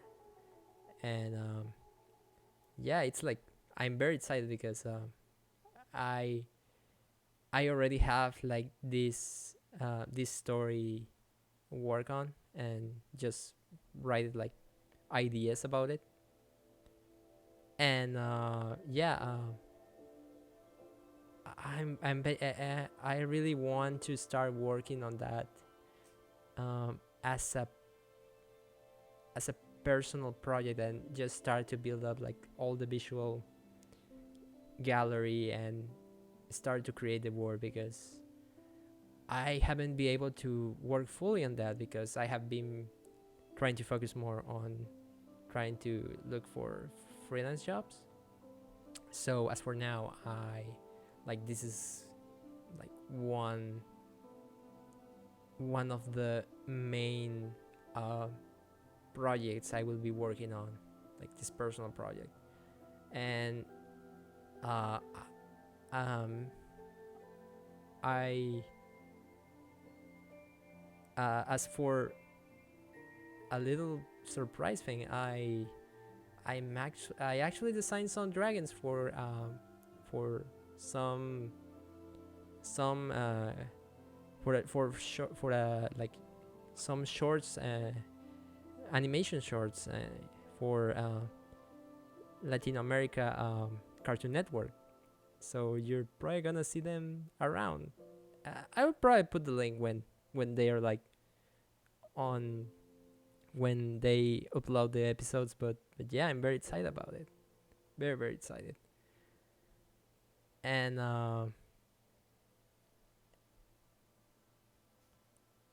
and but yeah, this is like a very exciting project I will be working on. And the Dragon's Apprentice, it's like a it's like it's like an inspired project I had like um, from years ago. And also um, you guys know like the Spire Reignited uh, aesthetics I have been putting into my dragons, like that has been probably like Spyro Reignited was like one of the spark that helped me to think in that kind of designs. And I, it brought me so much inspiration. And after that I just started to incorporate some of my style in those designs. And I have been very happy on how my style and everything has been evolving. It has been like very like I have been very happy with it.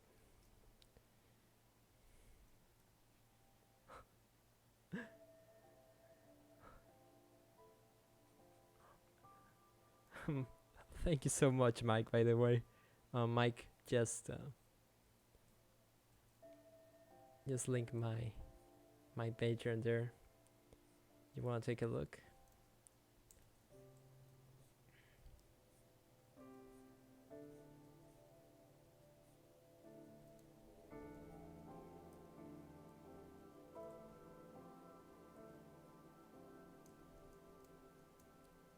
So basically, right now I'm just um, as you can see, like my these lines are like not very clean. They're like very loose. And I really don't like to keep like my sketches completely clean. because I really like this painting brushy kind of quality to my paintings, and I think this is like one of my favorite brushes. It's like a very acrylic, dry acrylic brush, and has this texture quality to it.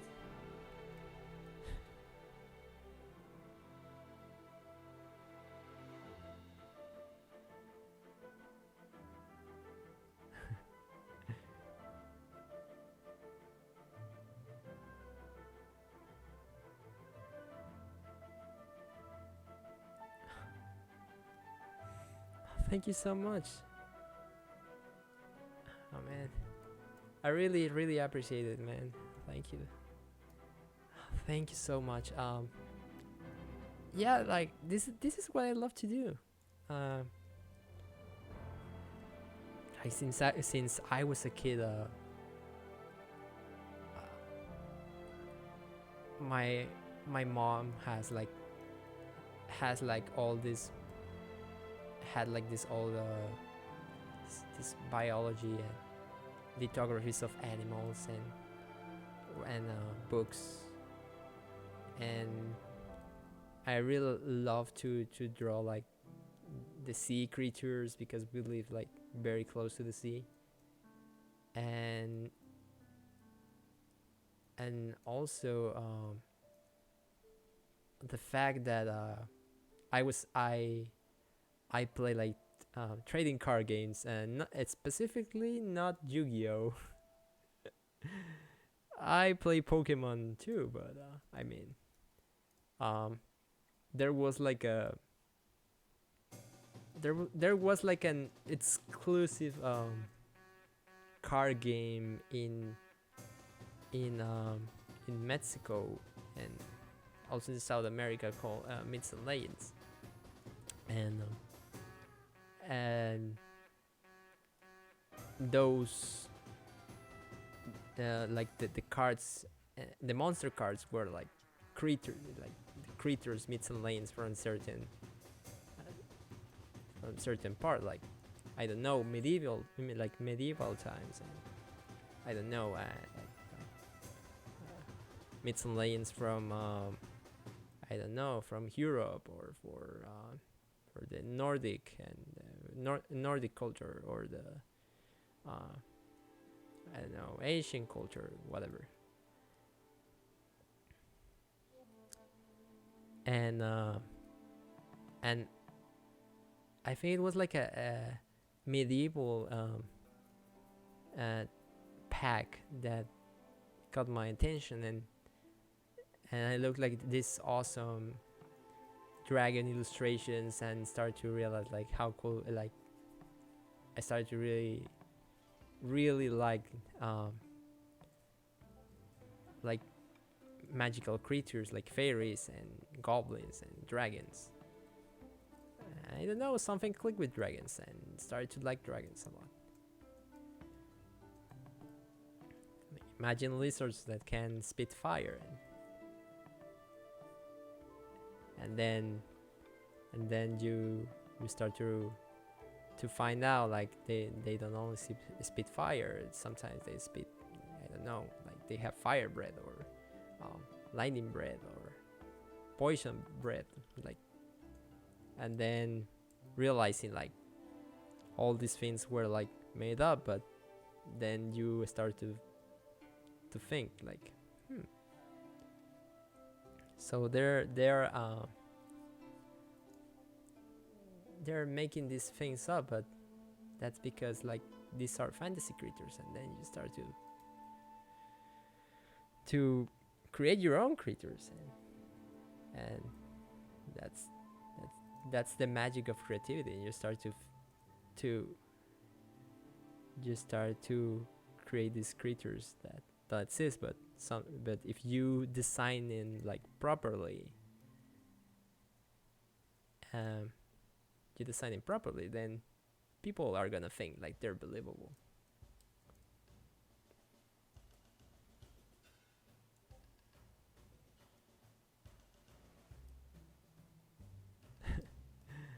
Sometimes They just spit and coop.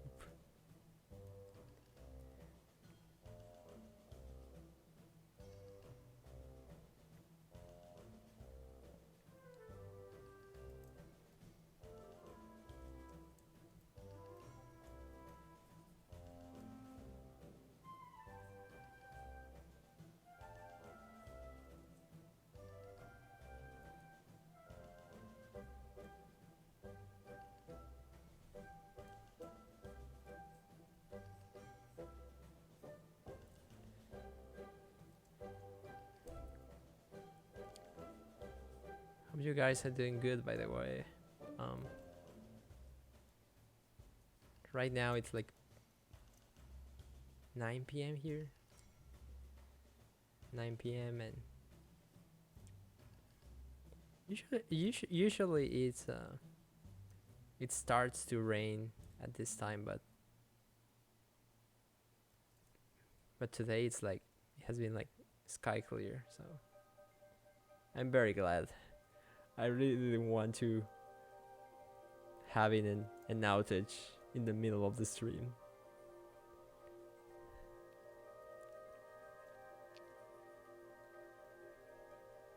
How long? All right, so that's a very good question. I think when I was in college, I started to drawing dragons like frequently. That's 2011, 2012, I think. That's when I started to draw like dragons, like started to draw like frequently. And what's funny, it's like I I used to draw like more like, you know, like classic medieval dragons, like Western dragons, like 4 feet and wings. And but then I started to get more into anthropomorphic dragons. But still, yeah, I was drawing them like since I was in college, so that's almost 8 years that I have been drawing dragons. And I think there is like not a proper way to draw them. I mean, you need to understand how to how anatomy works, like creature anatomy in general, and human anatomy as well, if you want to make like anthropomorphic dragons. And but it's very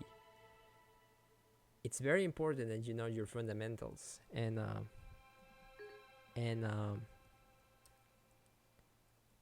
and then just try to put that knowledge of and fundamentals in the way you want to do your creature design or your dragon design.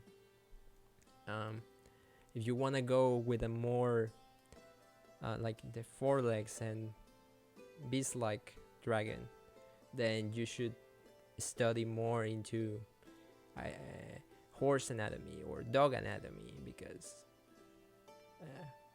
they're like, it's like a combination. If you notice, it's like a combination of those creatures, and having like the knowledge of that real anatomy, it will help you a lot to create like believable dragons.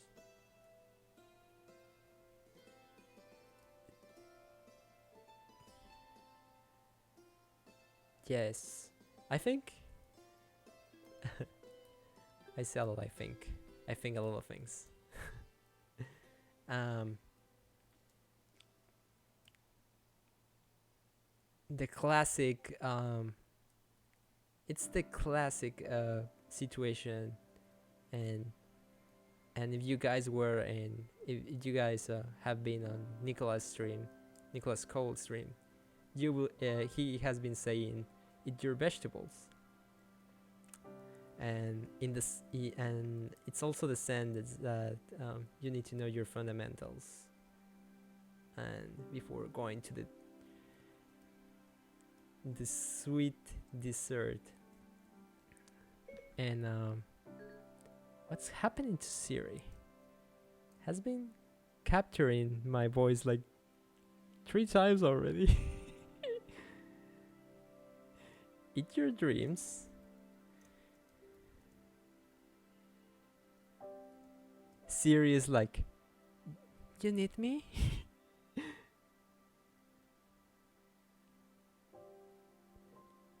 Wait, are you kidding me? Guys, please tell me that my counter viewer is wrong and I have like 37k views. That can't be it.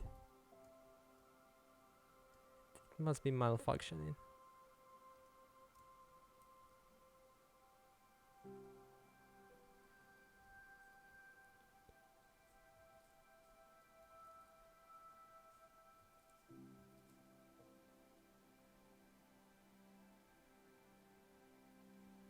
So weird. Yeah, 251. Yeah, that's huh. Yeah, I said like, why is it telling me that I have this bunch of viewers?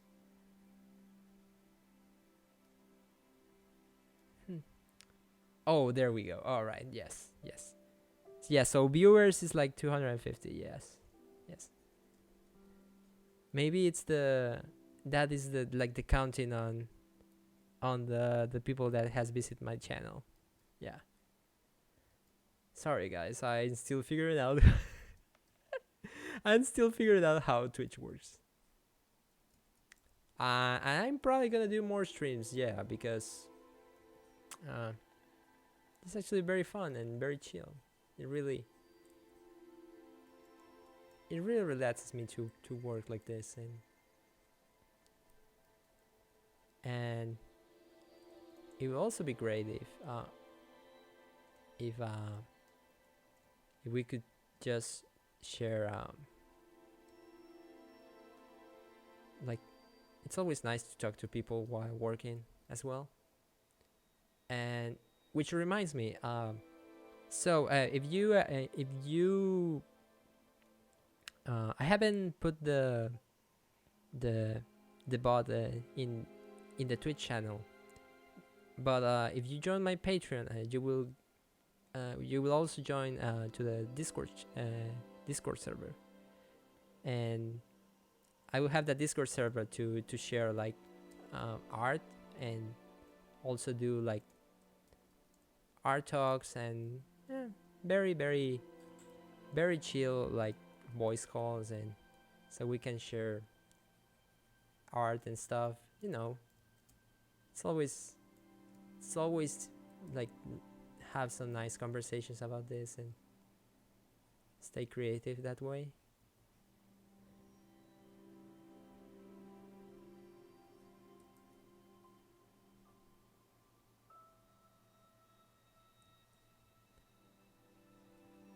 I know, right? Like recently, it has been like very, very nice to just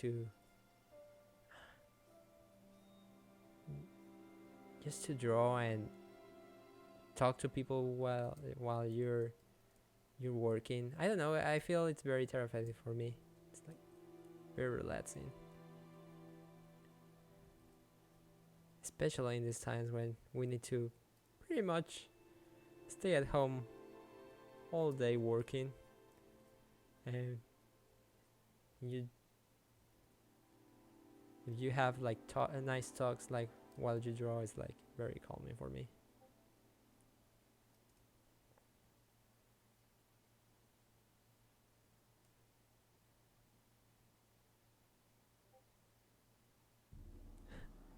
I mean, not in like actually on stream, and uh, but I mean as a community, like having like small small calls about sharing screen and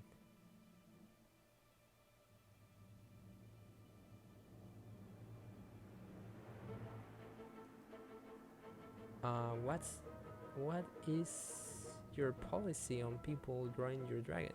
Uh, oh, Steven, what do you mean by that? I mean, like drawing fan art about it?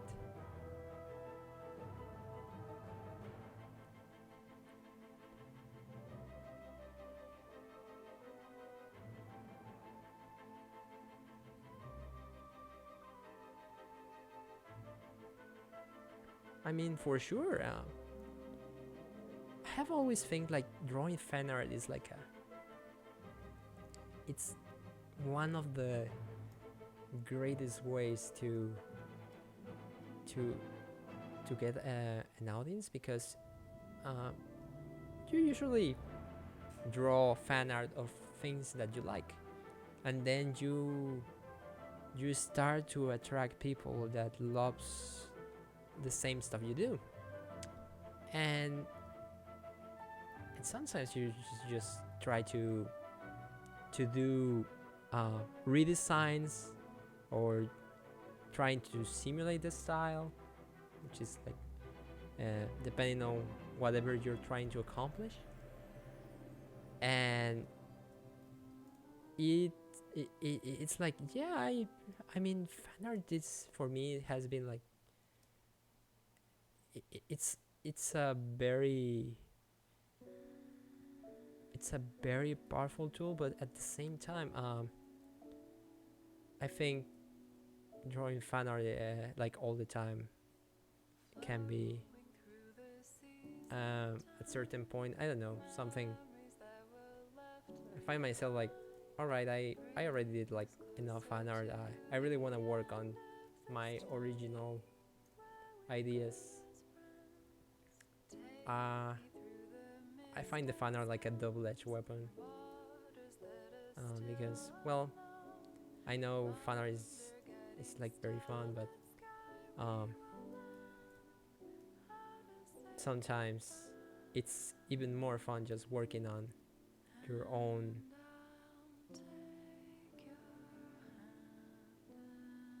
in your own ideas. But I really encourage artists to draw more fan art, because it's very fun. It's a very fun way to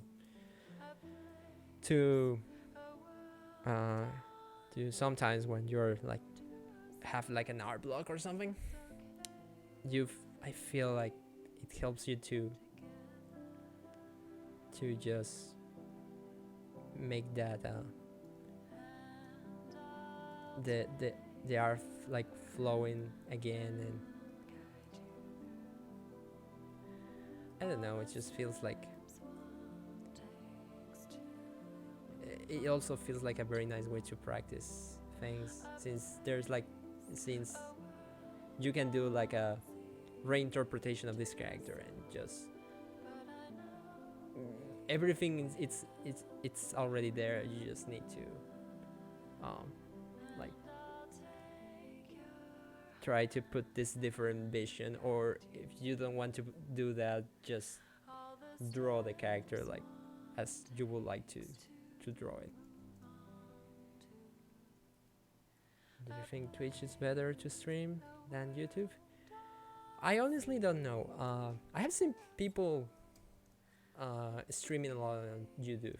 It looks like a great platform as well. I think both are great, depending on what you're trying to accomplish. But I'm really not sure, because I haven't tried YouTube myself.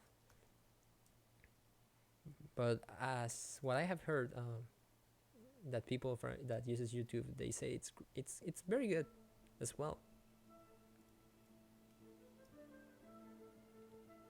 Right? Yeah. Yeah, I for people that has been using YouTube, I feel like uh, they they have like content that they after they do the streams they have like content to post, and not only that they stream, but they have excuse me, they have like videos to post, and they have like content besides that, besides the streams. For example, um, I know like people that streams on Twitch, but they also have like content on YouTube, but they don't stream on YouTube. But there's like people that post initially posted content on YouTube and then um, started to do Twitch streaming.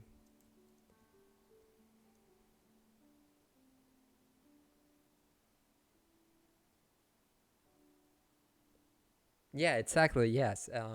If you have like content on YouTube, then you start to get like an audience on YouTube, but then they start to figure out like, hey, where did this guy where did this guy come from, and this video is like very interesting. Where can I see more? And then you start to find out like, oh well, I do streams on Twitch, and then all that people from YouTube, it's going to explore the Twitch channel, and that's how right now, well, content creators are trying to get more audience in that sense. But as for streaming, well, right now Twitch is like my it's like it's the option I have learned so far.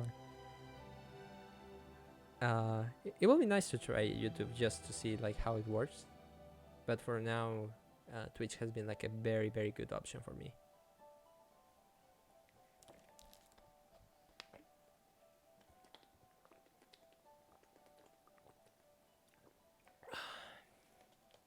Sorry guys, getting thirsty.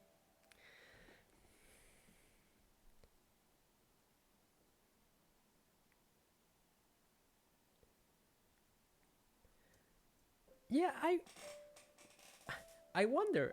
I mean, I really wonder how many people from Instagram came here, um, because uh, the like the social media I use the most is Twitter, and the spotlight, like the spotlight post that LightBox did was I believe on, was it on Friday or Thursday? Can't remember. But yeah, I was like very impressed that, hey, it's me.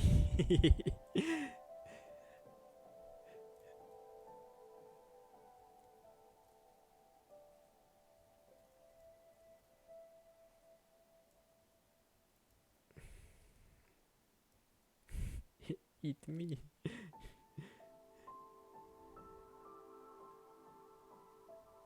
Oh, that's great. Yeah, like Instagram. It's me, Dragon God.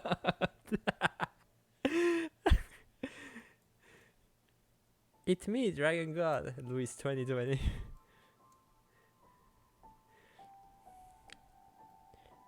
That's gonna be my quote.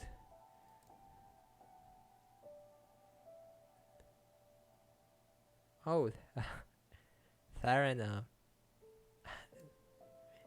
I love Theron. Uh, yeah, Theron pretty much was my was the artist that helped me through Dragon March to keep doing. It was like that person that tells me, "Did you do the homework already?" And I was like, "No."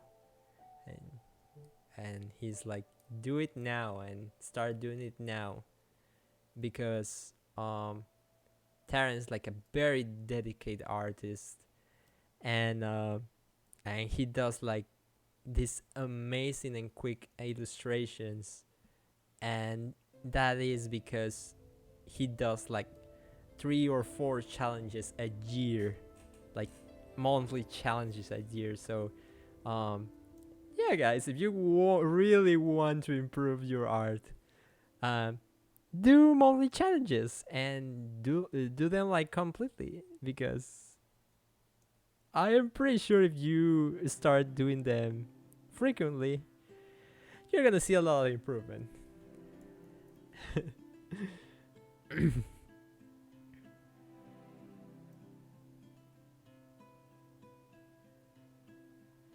Yeah, Theron is a guy, yes.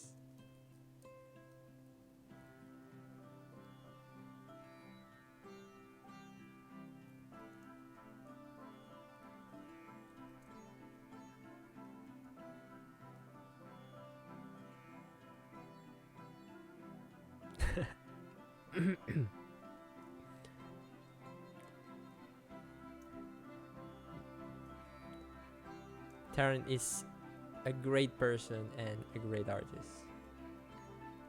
And yeah, he helped me a lot, really. Um, when I was working on my on the challenge,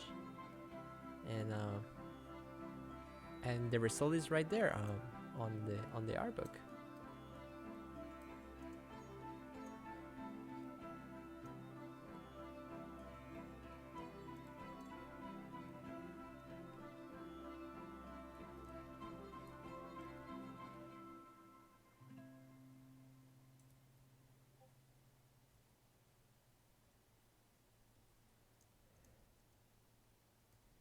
All right, I think I can leave this guy like this and start going with the sleepy boy.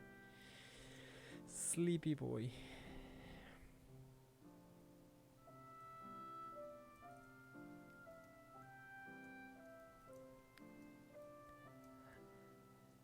Thanks, babe. Hope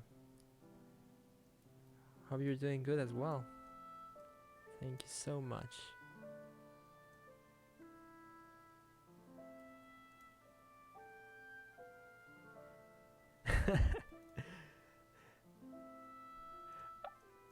So I can change the soundtrack. But the thing is that it's either this or Ori and the Will of the Wisp.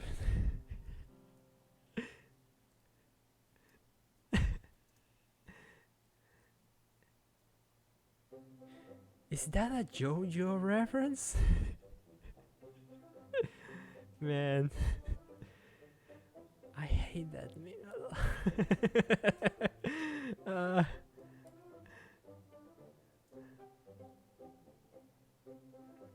Man, Will of the Wisp is a great game. That game tear me out like a mofo. It was so sweet. The music is very emotional. I think the same guy that made the music for Ori, for the new Ori, was who he also worked on Fire Emblem as well, and like he's a very amazing composer. But yeah, the soundtrack is like very good, very good, like one of my top soundtracks. What? Let's do it.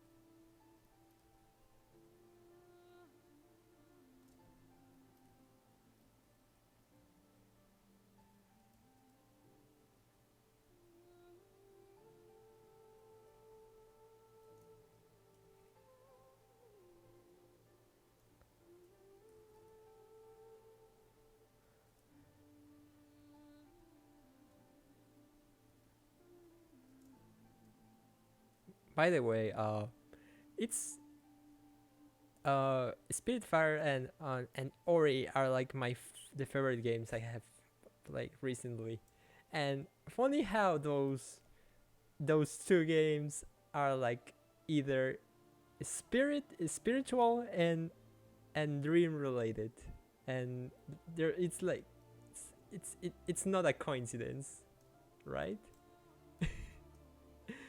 How those games relate a lot to this concept I'm doing right now, this dream dragon, this astral figure dragon.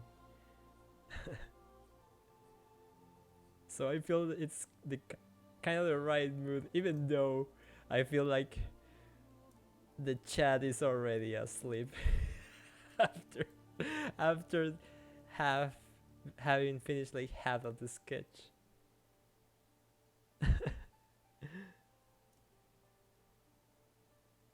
That star, it's a coincidence.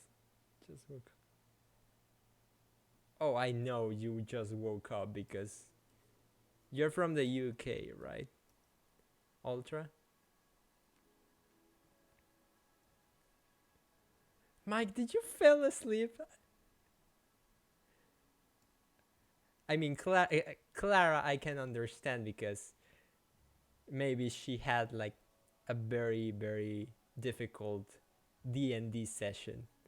I mean, who wouldn't be tired after a D&D session if well, it all depends on how the session go, but yes, I understand Spanish. But since mostly of the people that is here speaks English, then I'm pretty much forced to speak English right now. But you can, if you have any question in Spanish, you can also ask it and try to answer it in English. Sorry.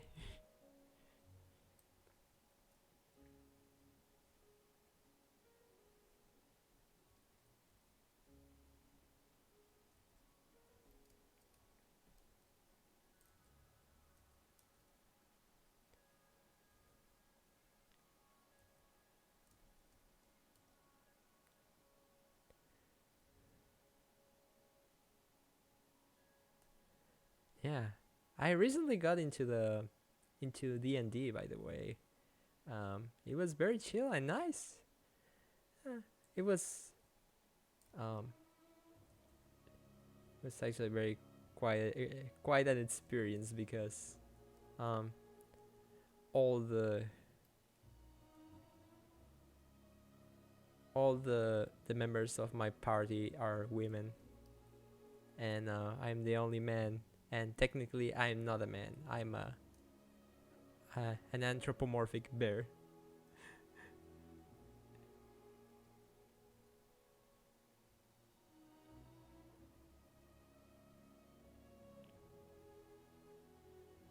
It's very funny.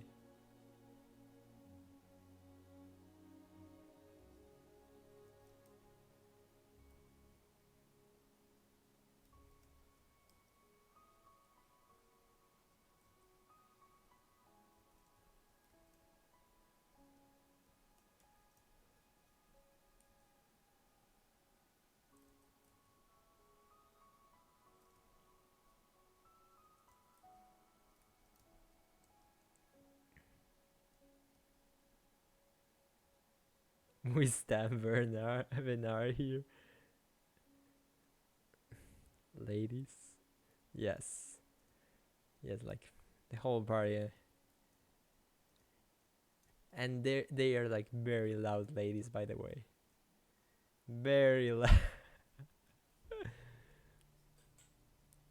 Alice, if you're watching me, you know what I mean by that.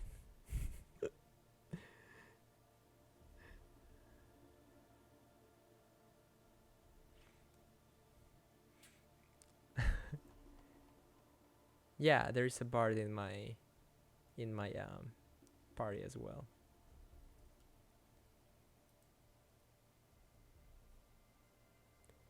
One shot and shooting campaigns, maybe a couple of sessions that try out some huge commitment. Yeah.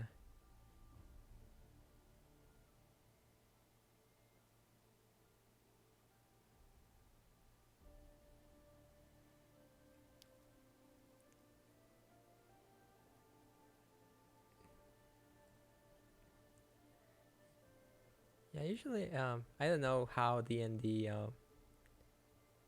that kind of sessions work, but what I have seen, it's like there's like people that doesn't like more with friends because, well, it's more fun, and you know that know these people, these people, and in certain ways, even if they're like in character, you know how will they react to the situation,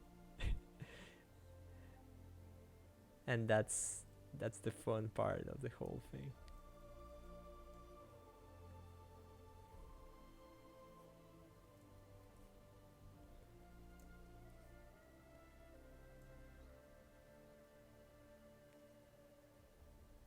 So I'm trying to so the this dragon has like a more more like thin structure, like very like almost like a Western dragon, like a noodle dragon, and trying to contrast him with this guy, which looks more fierce and more and stronger. Like maybe maybe some drool here.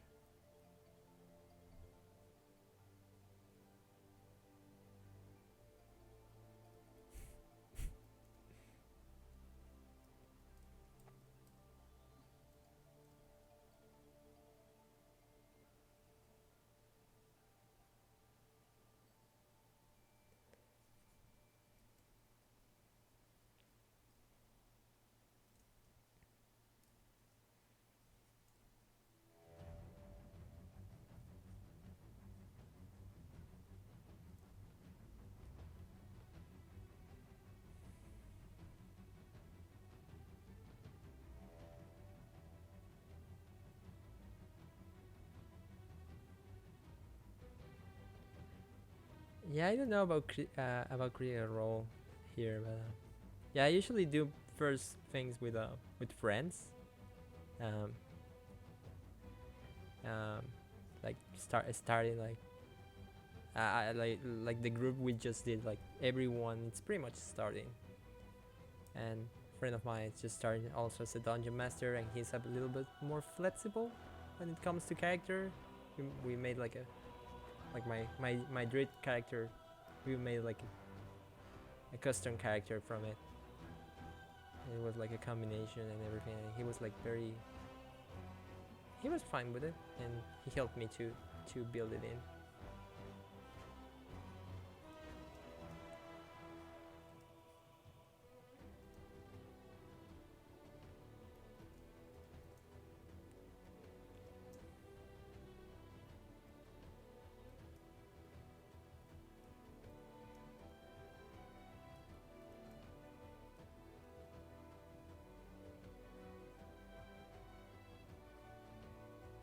I can't remember about that.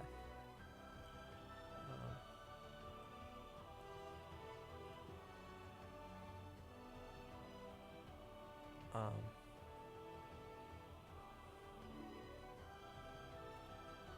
I'm not a, a wise man that knows a lot of D&D, but because I just started, but hopefully I start to learn more because it was very fun to do last week. We usually do sessions on Sundays, so it's gonna be fun.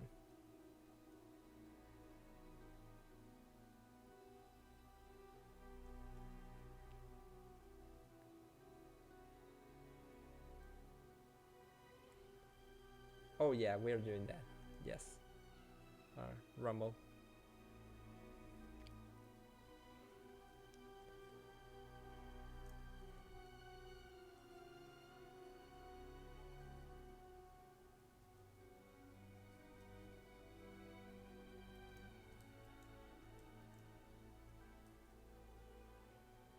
Anyway, I'm just trying to keep the flow here.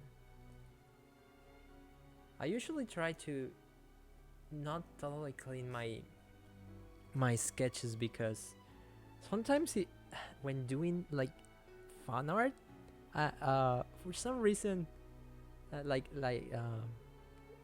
I mean, doing line art when if I do it too clean, sometimes after finishing it, it just looks stiff, and trying to keep that looseness and sketchiness is just, I don't know, it's just it's a great feeling for me, and and keeps that traditional, like traditional feeling into your sketches. Especially this brush, I love this brush.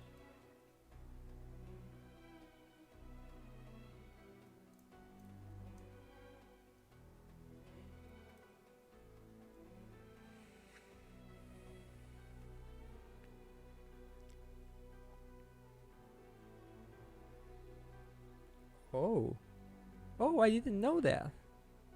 Wow. Oh well, yeah, yeah, that's kind of different.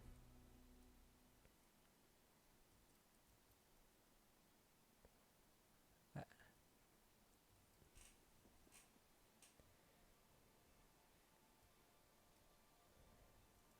I don't know how D&D has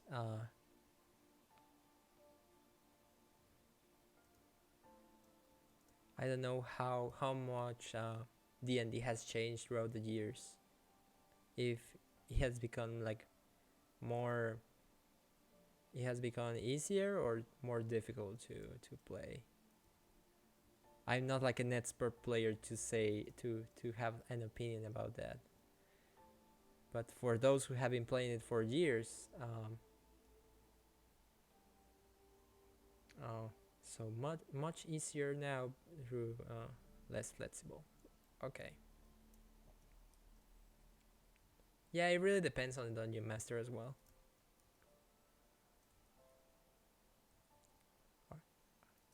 So our dungeon master is still is just learning, but he's like very nice and very flexible, and he helped me to to make the race of my character.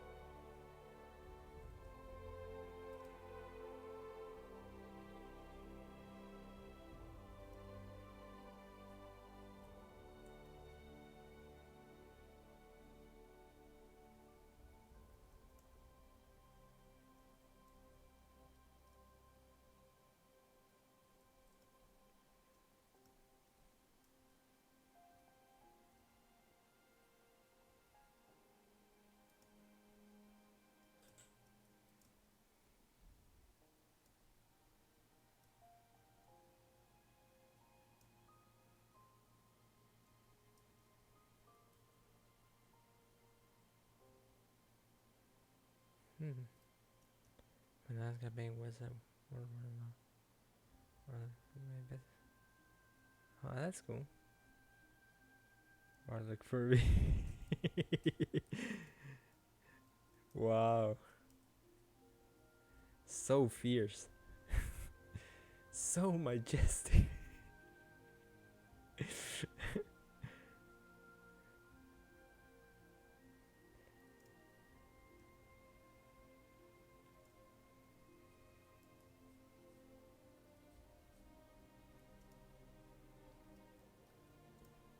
That sounds amazing indeed.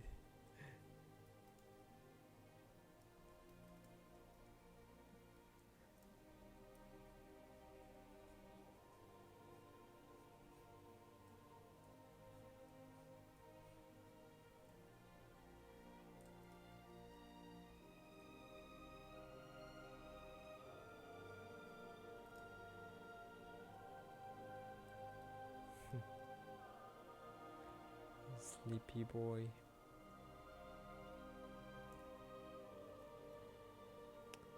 to choose another brush here.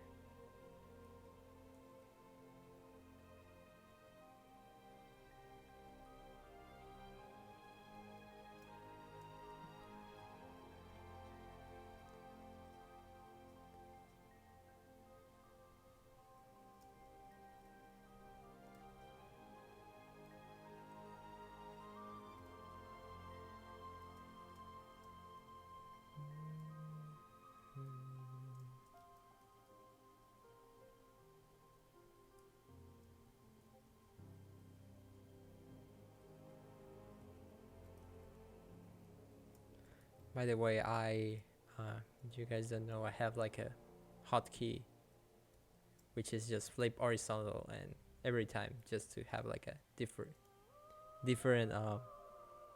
view from the character and refresh my eyes a little bit.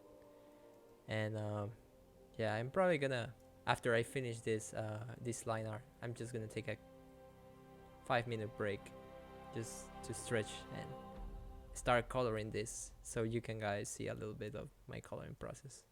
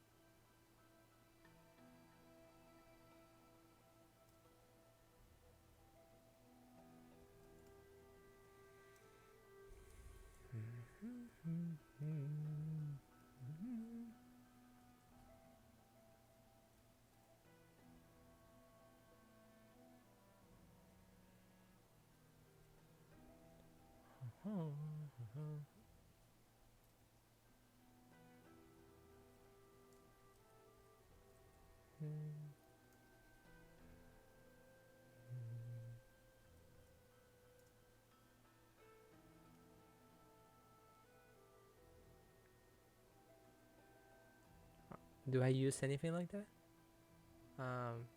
What do you mean?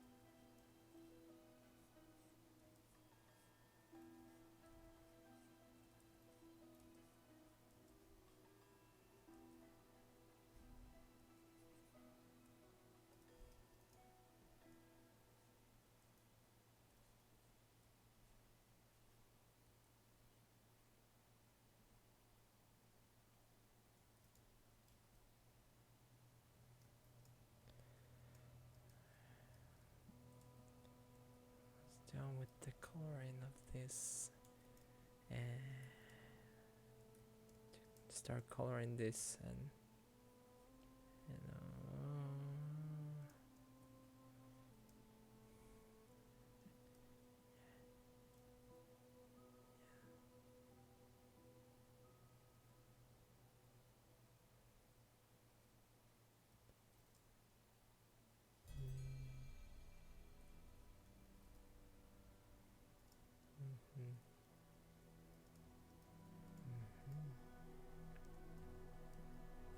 by the way, maybe he has like a little, I don't know, an alarm sang clock or something here. It would be pretty funny.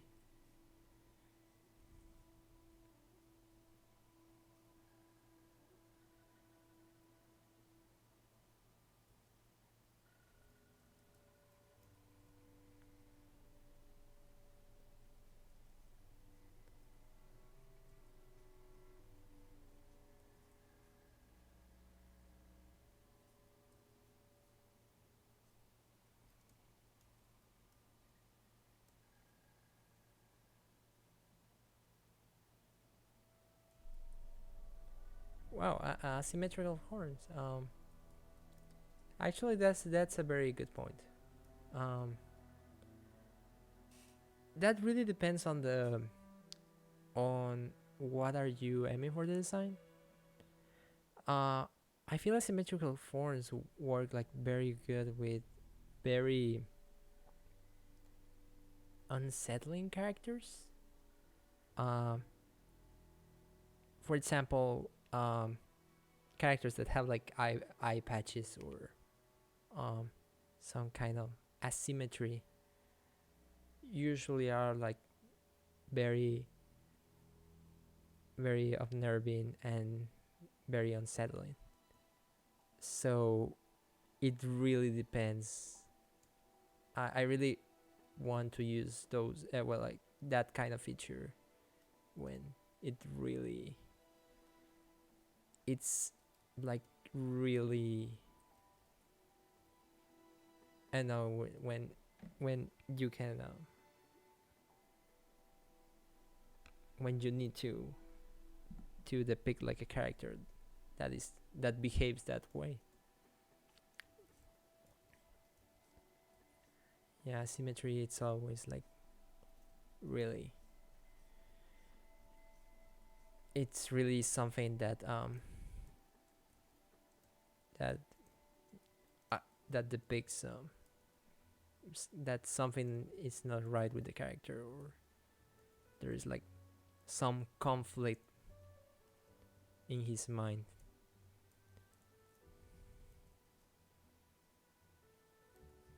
And that's my hot take on the symmetry on character design.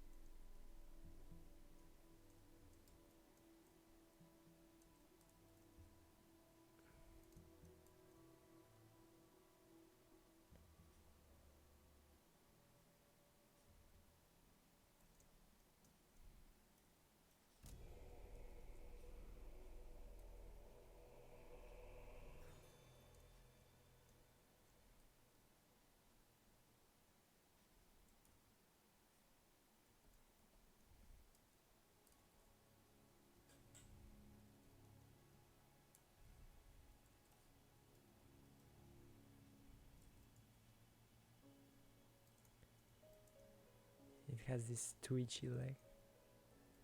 He's dreaming.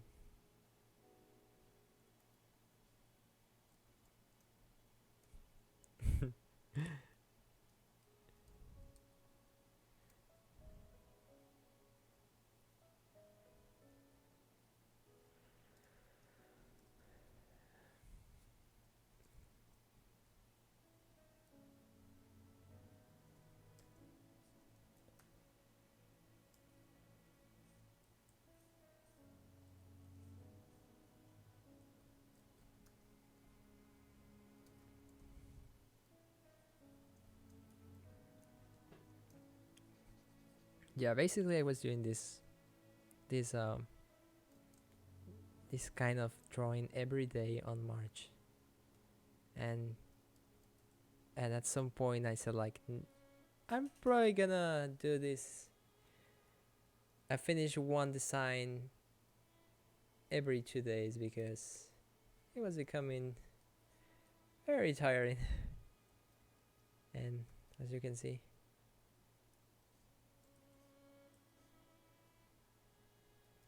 keep it like very blocky, not too round.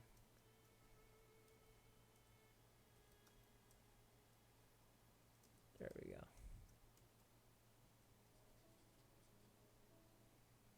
It's like, wait, I'm gonna draw this very wonky. Yeah. Uh,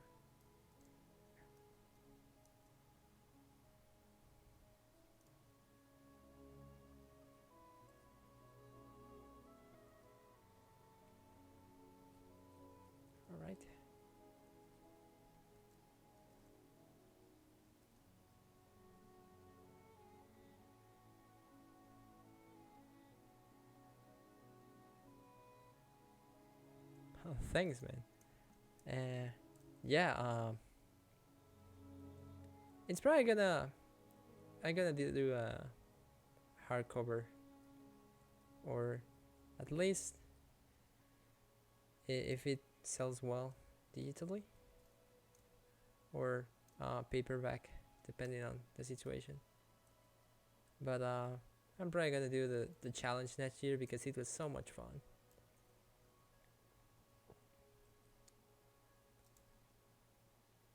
And it was it was basically a time the pandemic was starting in my country, and yeah, it really kept me in that zone where I was trying to focus on the challenge and try to look less in the world.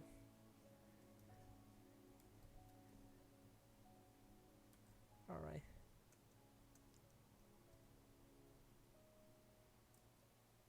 Yes.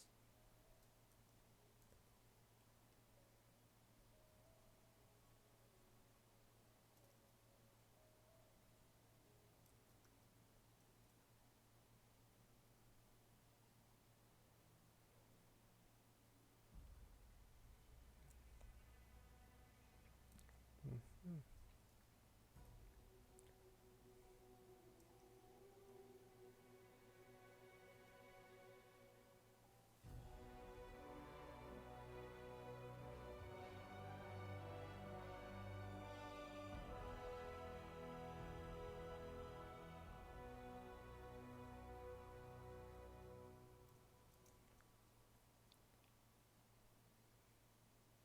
Mhm.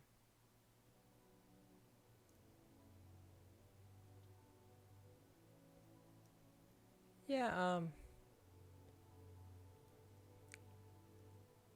Yeah. Sometimes are things happen and we can some stuff that we can manage, and it's understandable.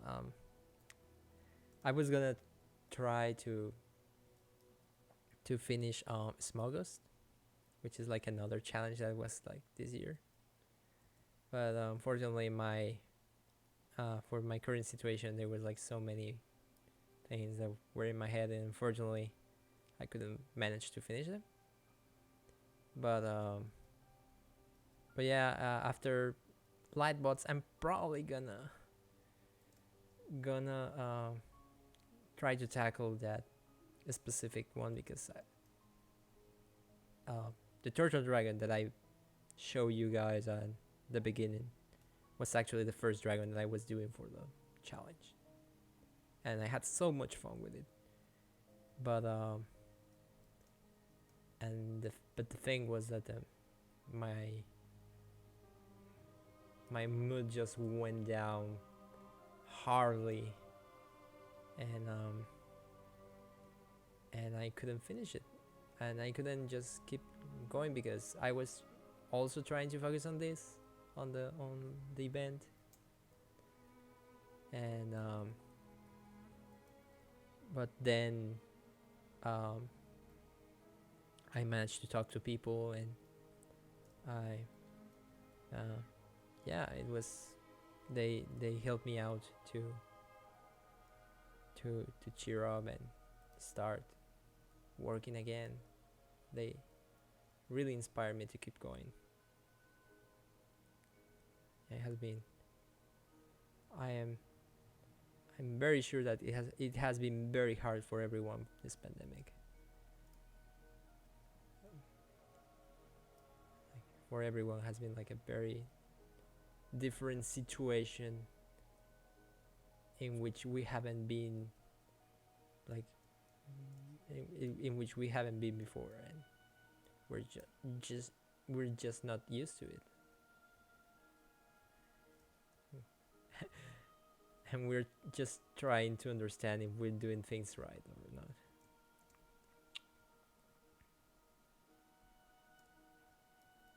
Just trying to let's see.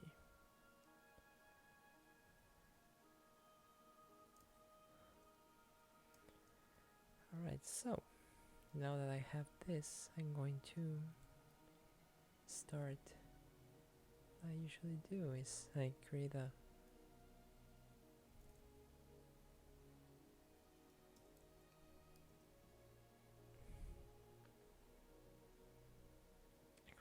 duplicate, and then if I see something, just use the warp tool. Start to correct some shapes.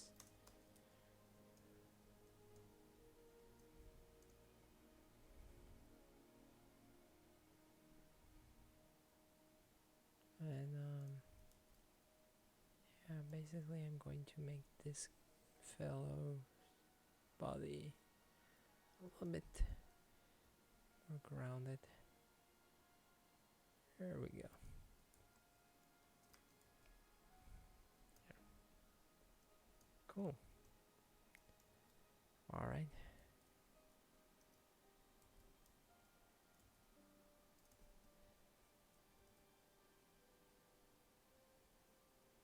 Yeah, I'm probably gonna start. I'm gonna just take a 5-minute break and gonna stretch.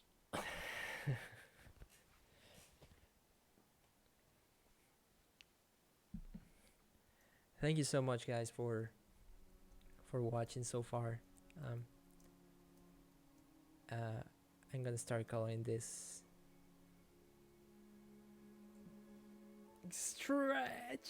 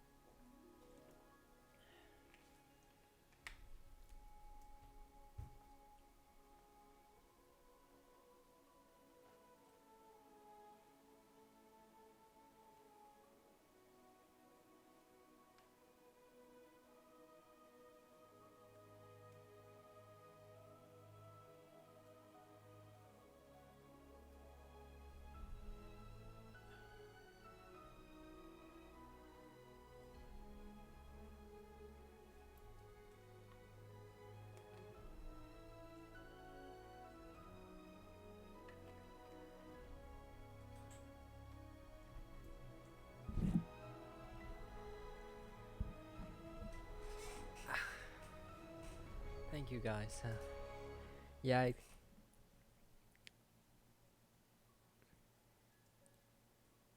I'm really glad you guys have learned a little bit from my process, and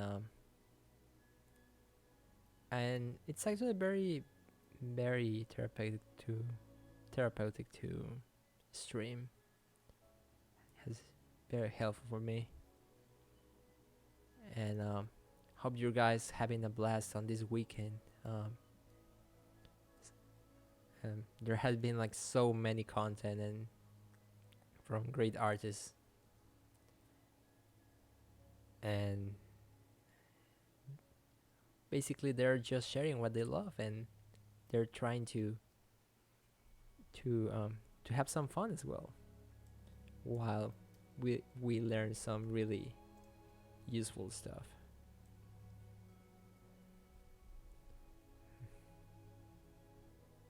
No, it's this one. Right. Nope. Nope. Disappear. There we go. Yes.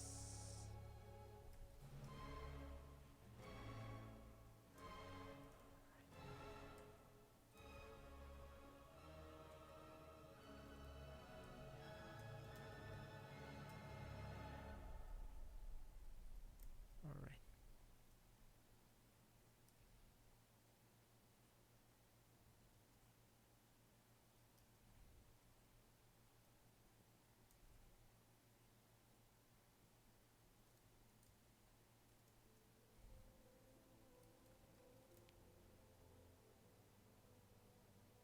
Oh, you just find out about it? Oh, that's okay. There is like certain artists that if they stream on Twitch, they probably have the recording of the session in their channel. And also, if they did it like by YouTube, they should have it the video upload there. So you should be fine. There's like, excuse me, a lot of content available even after the first day. So don't worry about that. That's the great thing about the internet. It's like you now have this resource of knowledge available for the amount of time they establish. Which has been great, by the way. There are very some useful stuff I have learned lately with some of the talks I had been going and listened to. Oh yeah, that's the internet for you. There's so many content, so much content. What I like to do is like I try to, if I have like a tutorial or something, like a specific, for example, how to do creature design by this person. If I find another tutorial of creature design, I just say like, I need to watch this one first, then I will buy that one and just watch it. It's like rewarding myself, like just not downloading every tutorial I watch. It's like, I need to watch this first, then I can go and buy this one. And I know it looks cool, I know it's on sale or something, but then it's like, I should not buy it, because I know the other one's gonna stay there, and then I'm not gonna watch it. And yeah, you basically don't you end up not watching neither of those, and you start doing a different thing.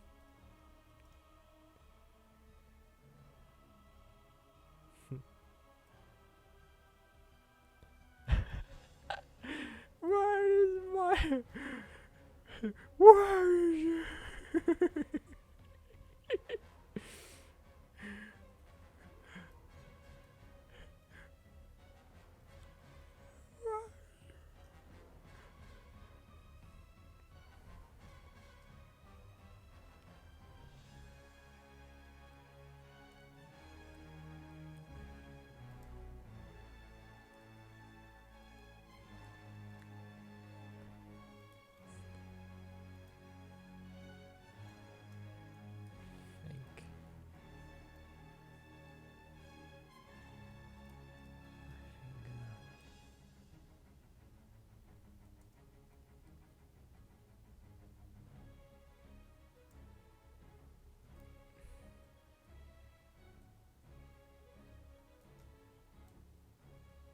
Yeah, it's since it's like an astral form, I didn't want to draw like a complete version of it.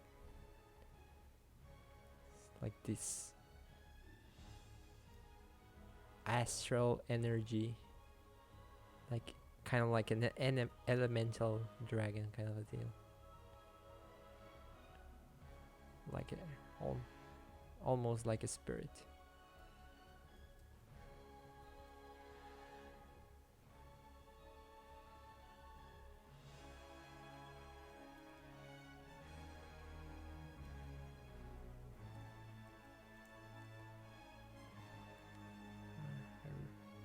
I'm really starting to notice the balance. It's a little bit off. Let me see if I can fix that.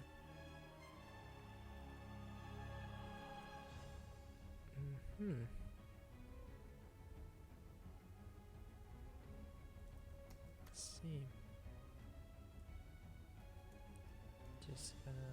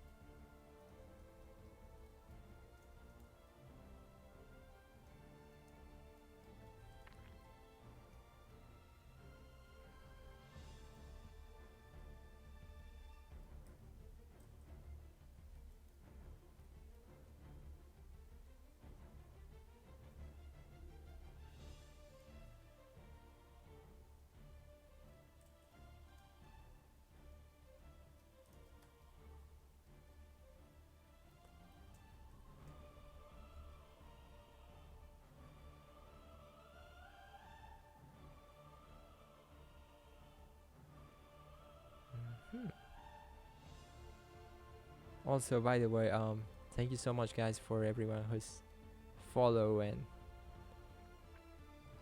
subscribe. Thank you so much. Um,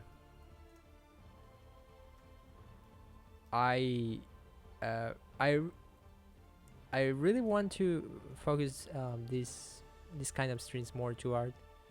Uh, but also I will love to have like some really chill gaming um gaming nights and that kind of stuff, like trying to just chill and have a good time. But I really enjoy just sharing with you my process, and also right now I have like so many things planned for my for next year, especially with my personal project and this whole March of Dragons challenge, and has been like, I honestly didn't expect to um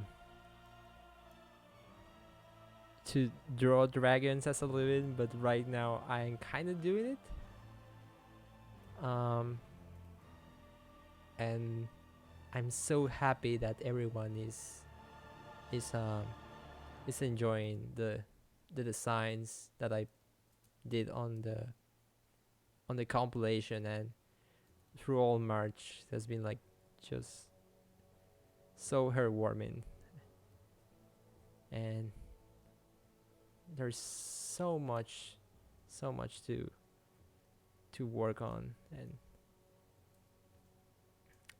and usually this is just like a very uh, a specific way I try to do the challenge, but for complete color illustrations I usually take more time.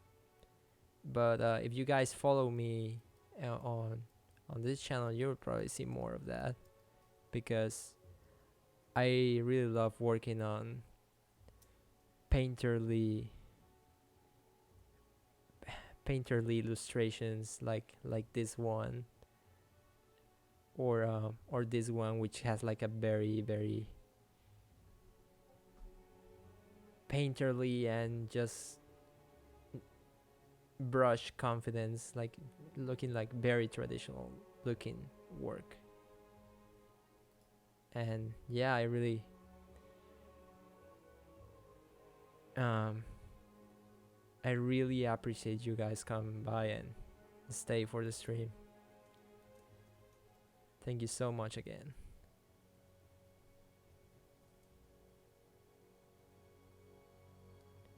Yeah, noodles. I love ramen, by the way. It's like my favorite food ever.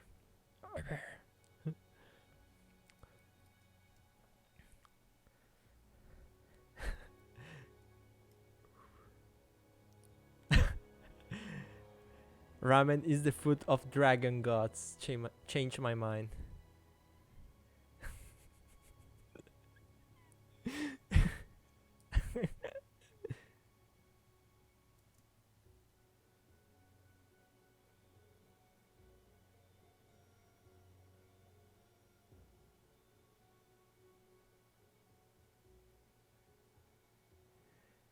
So the stream has been going for 3 hours so far.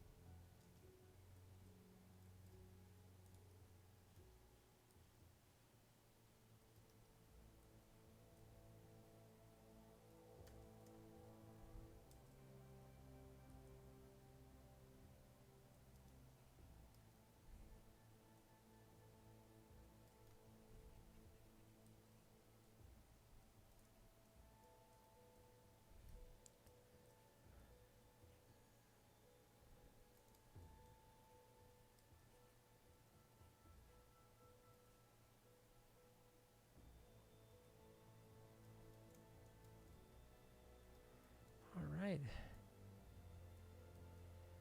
Save, and just gonna do some adjustments. Yeah, usually use the transform tool if I need to tweak it.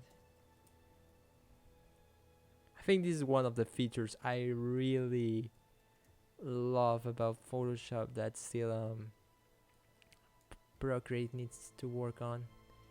That if I warp or transform the pixels on Procreate,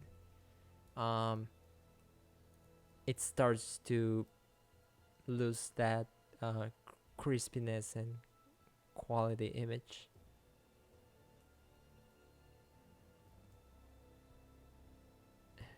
It's getting poopy. Why, Clara?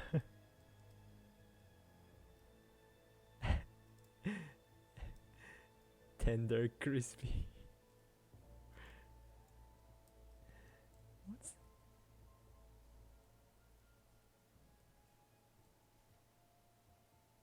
what are you talking about, Clara?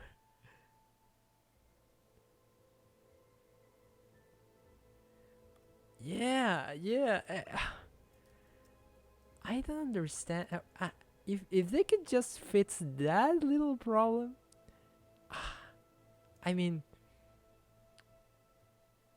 Procreate it's great so far, but that's one of the things that um keeps bugging me a lot for some reason.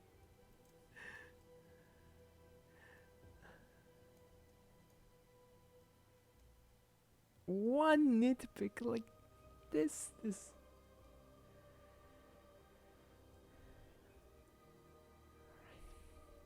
Yes. All right. So now that I have this,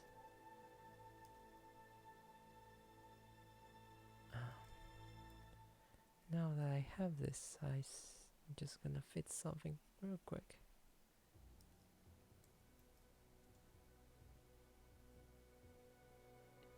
And it's very powerful, so my iPad freezes out.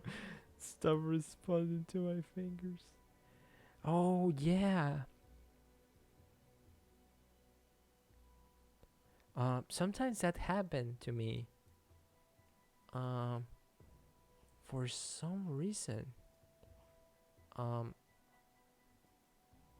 it happens that after using it for a long time, Procreate will start to not detecting like the finger gesture, and that happened to me. Uh,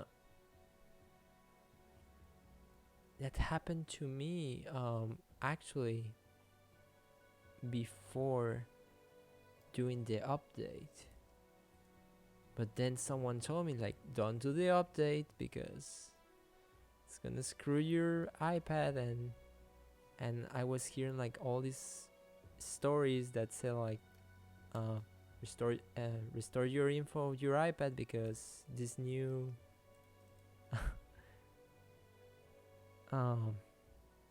this new update it comes with a glitch or something, and I was like, oh, I'm gonna just back up all my drawings, and I did the update, and then after that I was like, it works fine. And now the thing doesn't work, doesn't happen, like the whole situation of the gesture. I guess it depends on the iPad or on the model or something. Overheating, yeah.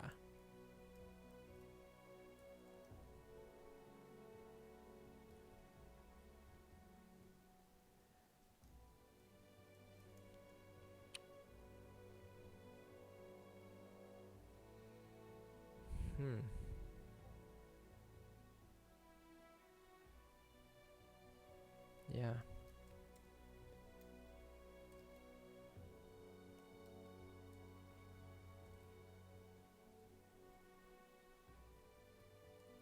It could be a thing.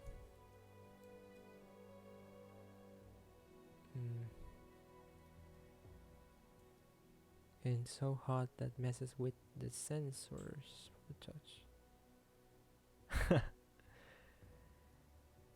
Yeah, I think the sensor of the touch is actually like right. It's on the bottom right of the iPad, and it's very close to the screen, and it's like you can avoid to get it like hotter, and the little circuits just start to messed up, and you have to take it to service so they can plug in the little things again. It's very frustrating. Yeah.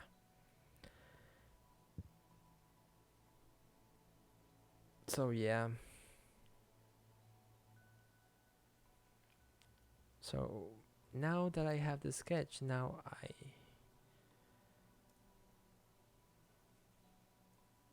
I'm going to start doing like a child coloring it, doing like a coloring book kind of. I'm just gonna make like a quick mask of this. So first up, this fellow here, Sleepy Dragon.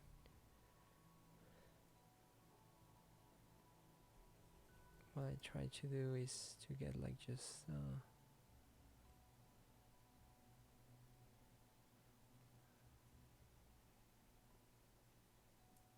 sometimes when you want to just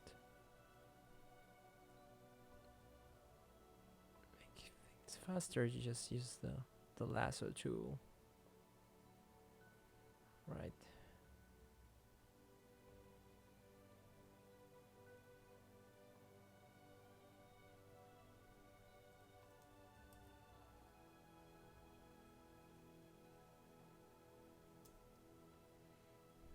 Lasso tool here. Okay.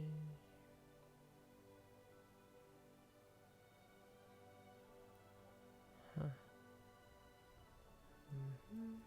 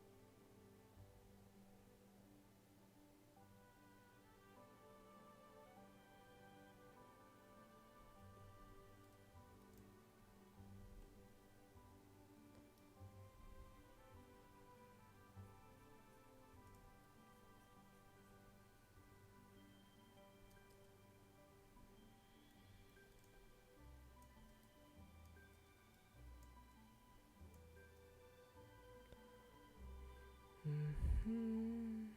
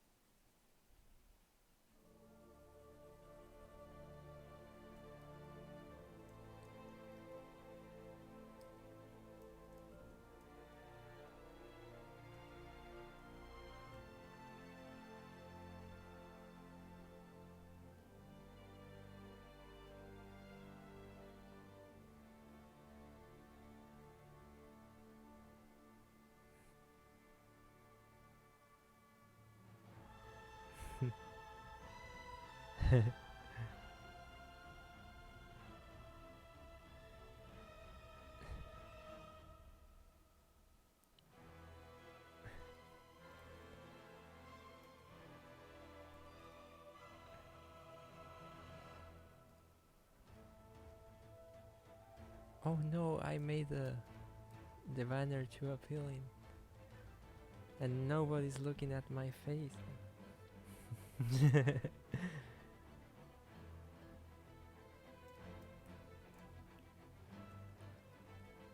By the way, I really need to shave. Haven't shaved in a while.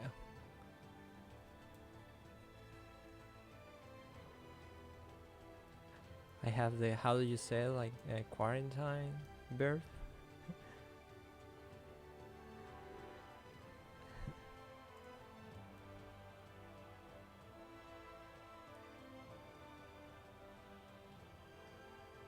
The bear gives character.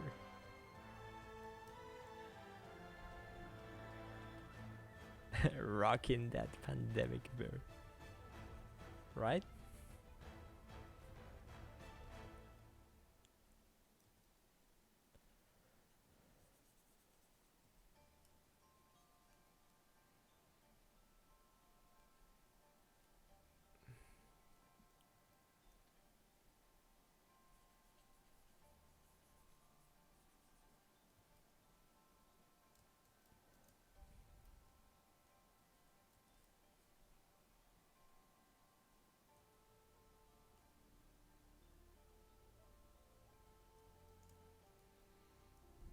Alright. So, right now I'm gonna really try to focus on this sleepy fellow. So you can guys see like my trying to see mostly like my entire coloring process. So what I usually do is that now that I have everything like in a shape in general, and you can tell it's the whole shape here.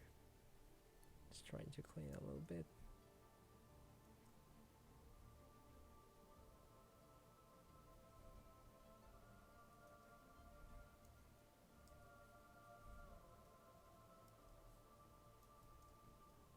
You can see there's still our sleepy boy.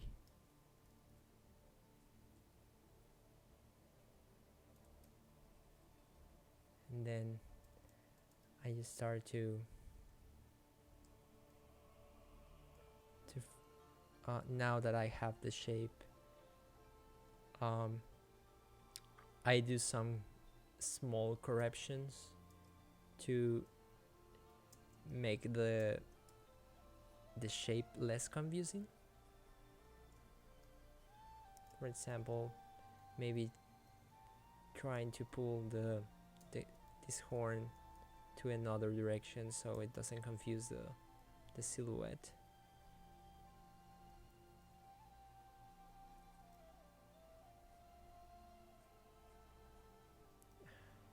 Huh?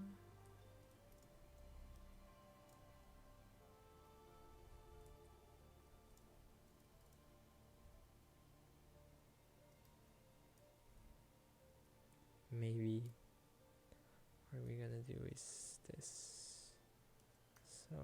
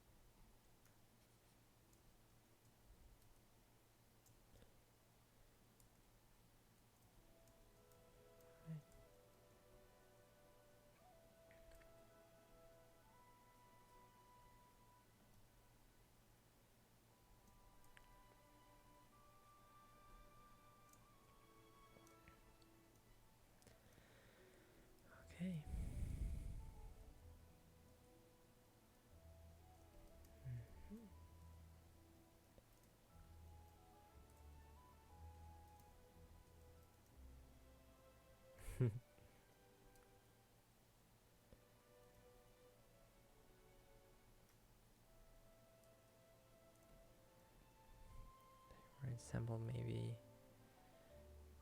then now that I have here, or maybe just try to push the horn like this. Doesn't matter. See how your shapes work.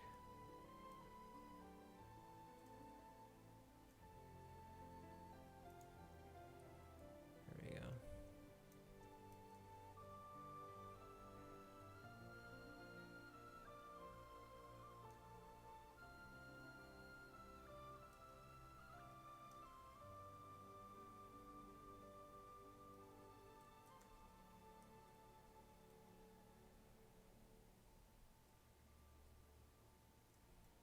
All right. Mm-hmm.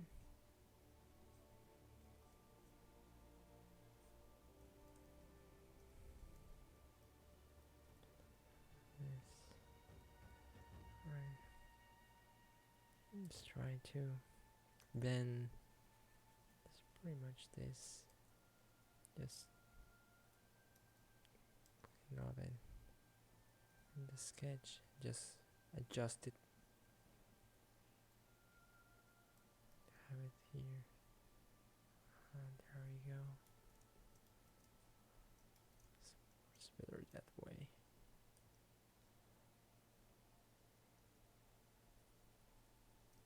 There we go. Yeah.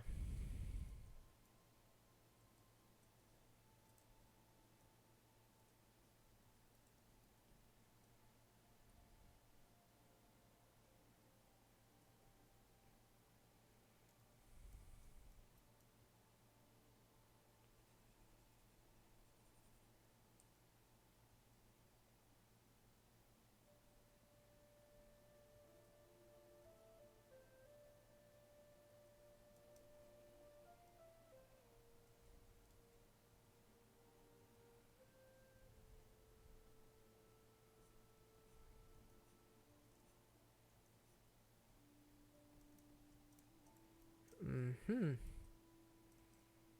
All right. Save this now. So now that I have this shape, I'm gonna be using a new layer and just using the clipping mask. Basically, it's pretty much gonna lock everything here.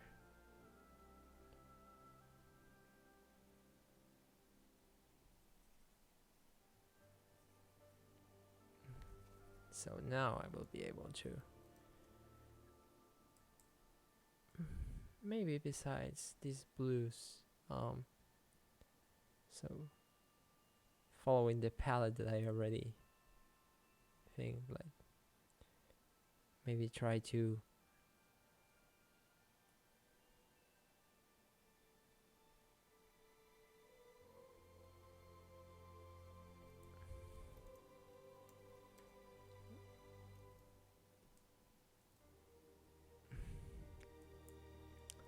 starts with some blues and try to go more into to have like a nice gradient, and then just try this, like a nice gradient, blues to the purples. Yeah, I got quite sorry, I'm just trying to focus a little bit.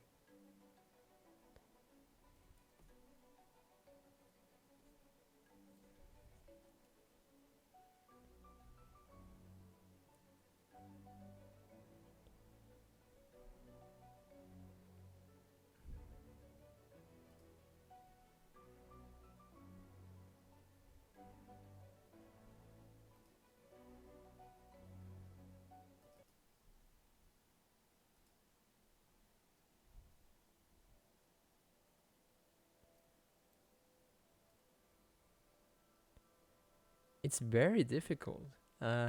I don't know how you streamers do it, but it's like, yeah, it's like challenging. You need to take your mindset to say like, I need to look at the chat, but I need to finish this drawing I'm doing. It's like, yeah.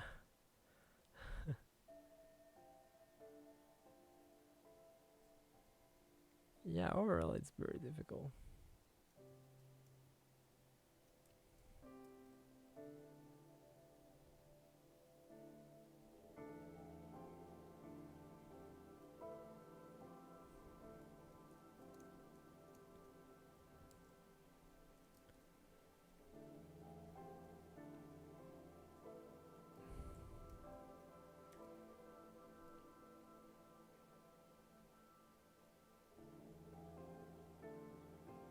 I was sitting in the ice cream. Cool.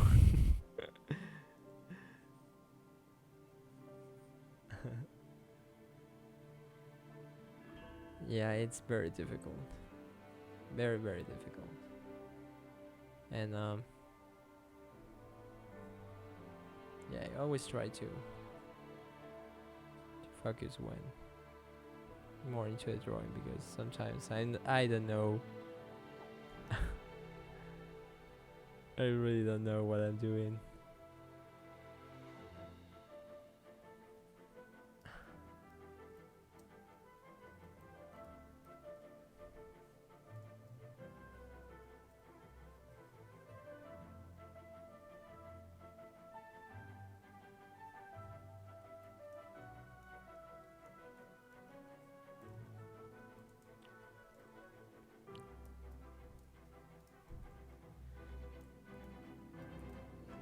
So basically, I'm just I usually use like a very airbrushy uh, brush to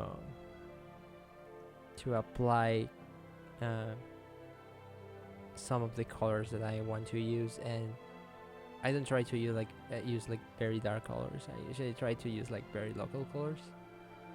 Like it will be like, think on the real colors that you will use uh, without light or shadow. So I would like to think um, what colors I'm gonna use for my character. And right now I'm just trying to experiment and see if these tones like really work with what I really wanna go in for. Like a very like a kind of like a blue dragon. Um, very similar to the actually the the the colors of this clock look very nice, and kind of want to go for that buy first.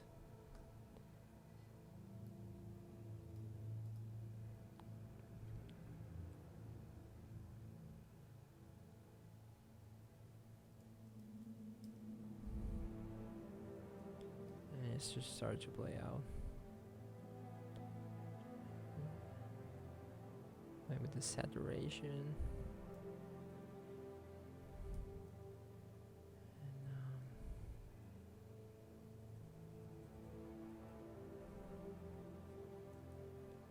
Maybe a less saturated version of that.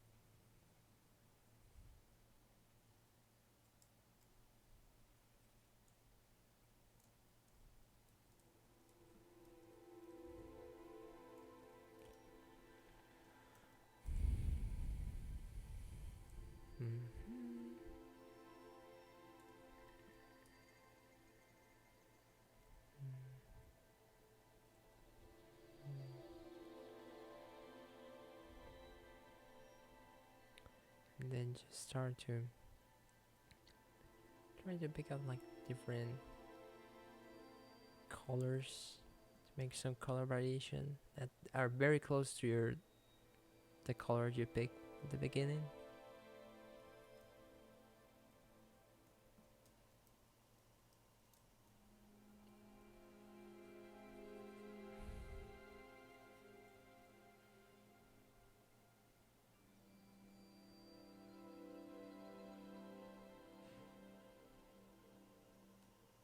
And then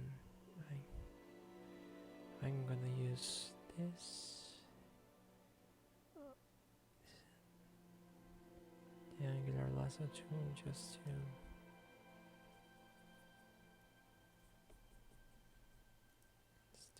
this reading here.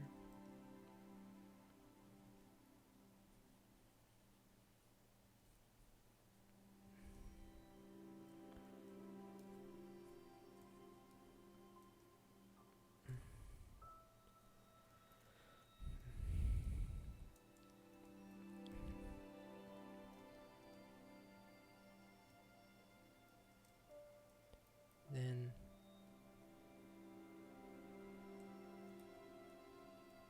just trying to keep the consistency of on the tones and the so I think now that I have seen the tones I want to go for, I really wanted to keep the colors I choose at the beginning like very close to this palette, so the palette can be consistent. Unless we want like a place where we want like contrast or the people to look at. That's where we could possibly add like a very different color to this palette. I will explain that in a minute.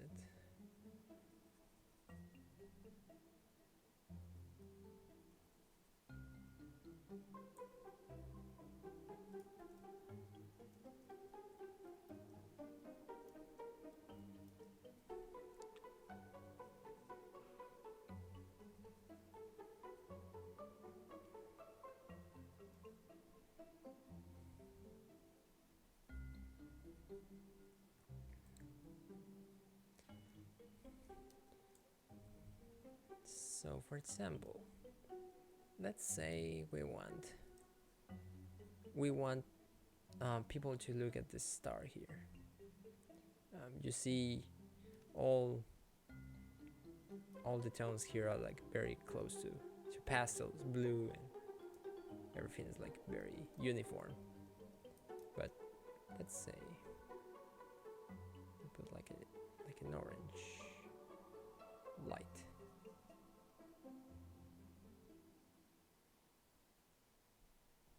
Bam.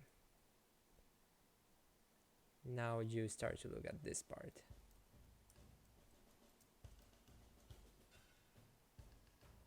Because there's like color contrast. But still, for example, when you look at this, you start to notice like this part here is like very noticeable because it's like very different to the whole clock. So this zone is like when there's like a sudden change, you can really notice. Just it's what where it's like where you see the sudden change, it's where you start to where it drives your eye.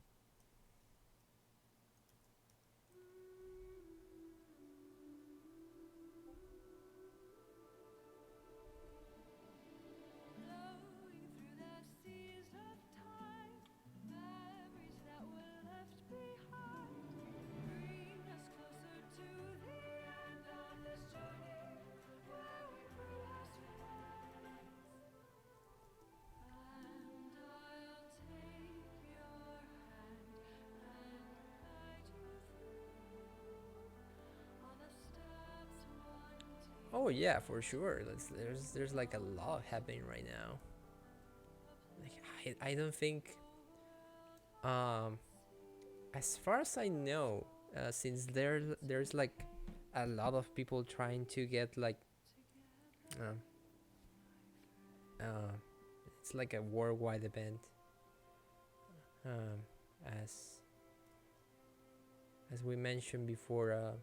In UK right now, it's like early in the morning, so some people missed some of the panels that were around after in this afternoon, and I bet there's going to be people streaming like at 1 a.m. here. So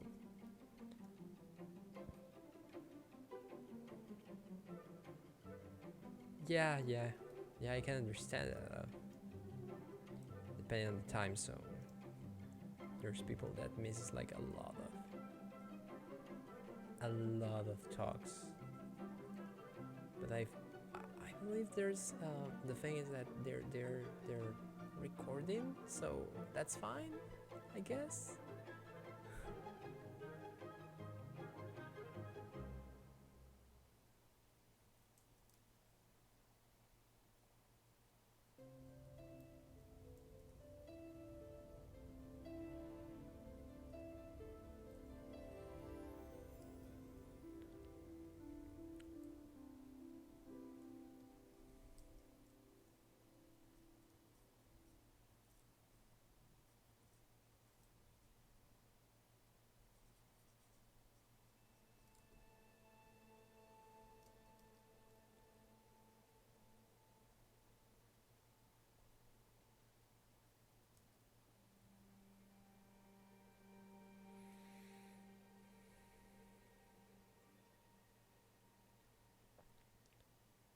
Yeah, Facebook streaming, I still don't understand how it works, to be honest.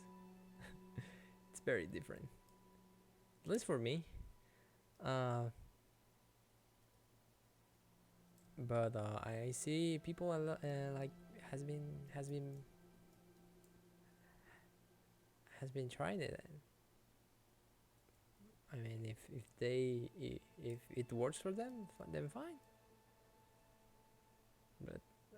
But to be honest, I'm not a Facebook person at all. It's probably my less favorite social media.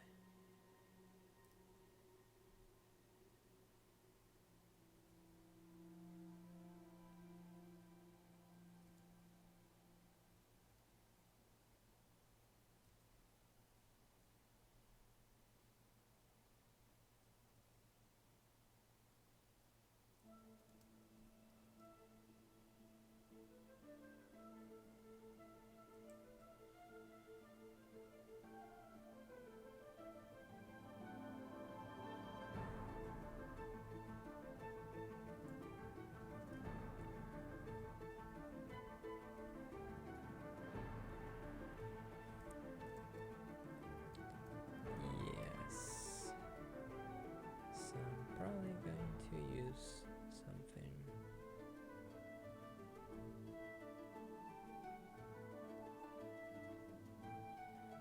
Send.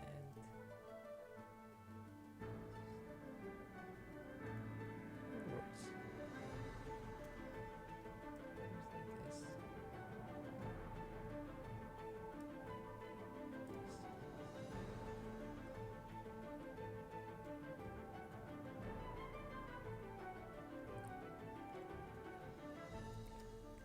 Seem. So now I'm going to try to add a different color here.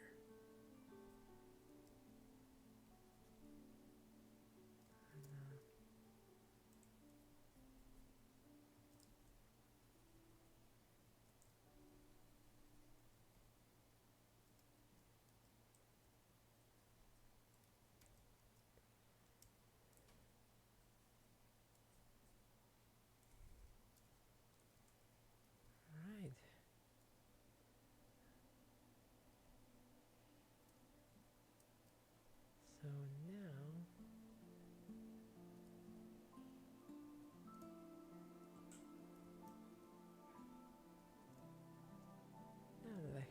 is I'm starting just to select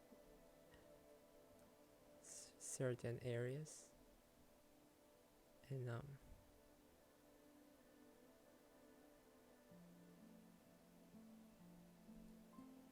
just to play with the tones a little bit. So let's see how this works. Come on. There we go. So I'm gonna put this in here.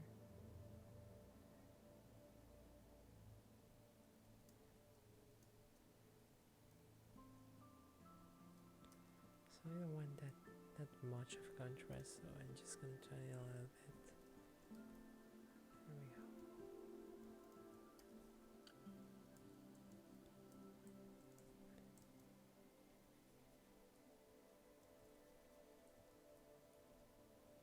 So I'm just keep using the tones that I started to throw and keep it in close and just adding like that extra tone, the extra color for the part that I really want to get focused on. Good night, Clara. Thank you so much for watching. I will see you in the chat.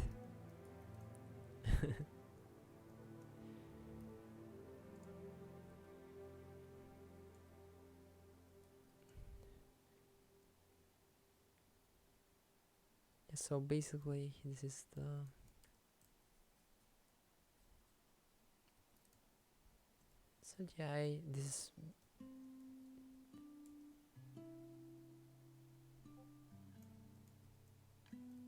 this is basically just establish. I just established like the local colors of my dragon, and those are like the real colors, and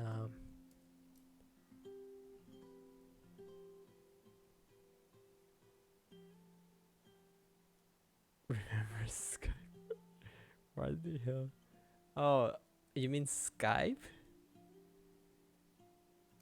I wonder if it still sits. It does. It does. It actually does.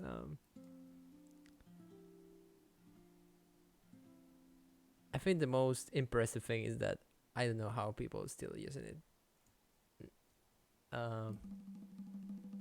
Because Zoom and other better platforms exist. I don't get it. I still don't get it.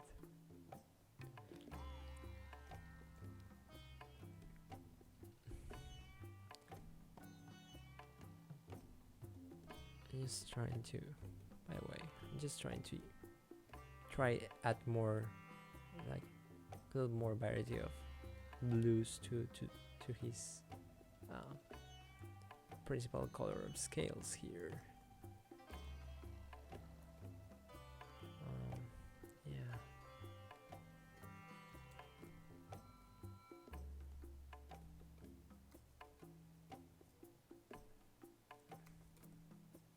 There we go.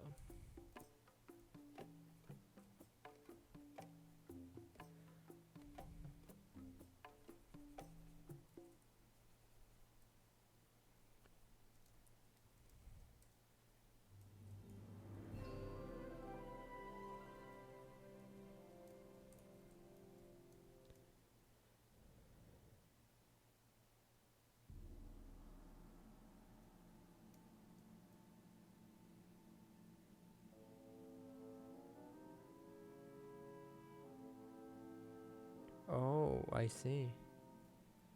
I didn't know that.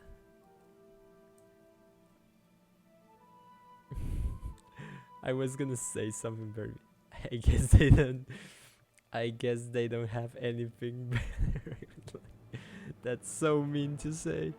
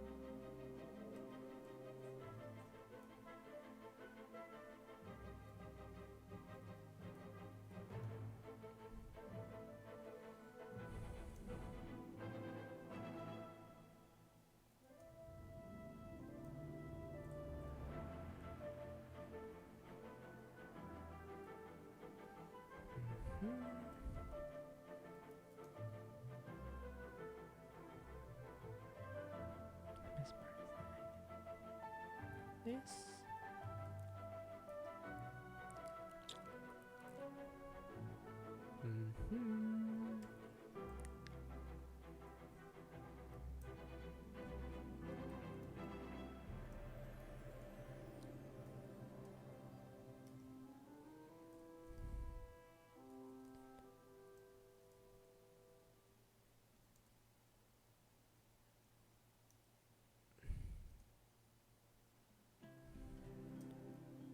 Right.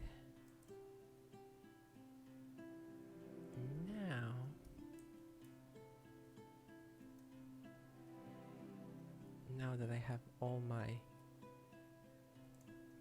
can have some adjustments.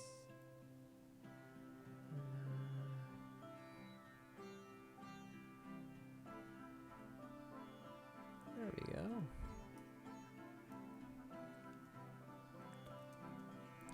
Now it's pretty much done. The local colors.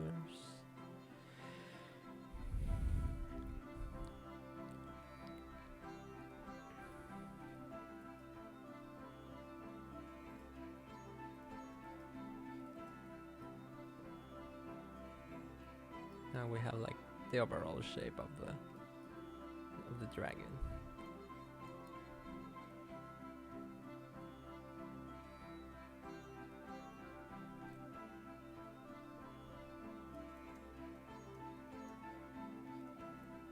And you want to, then you start to see is like, I see it.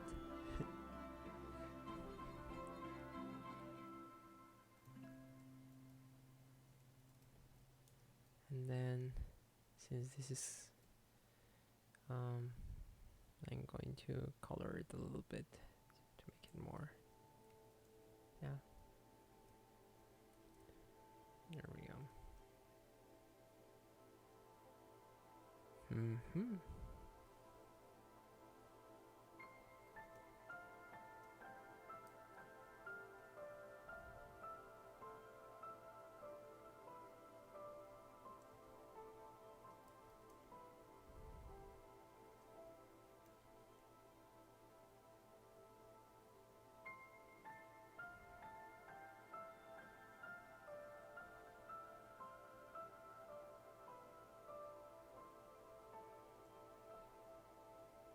When do you remove the liner? Right. So for this particular piece, so I'm trying to simulate like kind of like the process that I did on March of Dragons. I tried to keep it like very quick, simple, and not trying to go that painterly, because usually painterly pieces take me a little bit more time.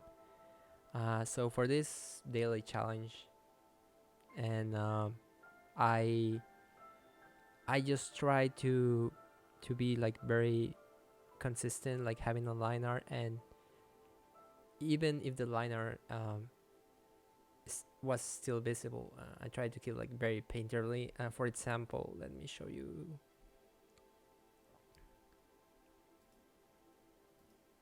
So let me show you where's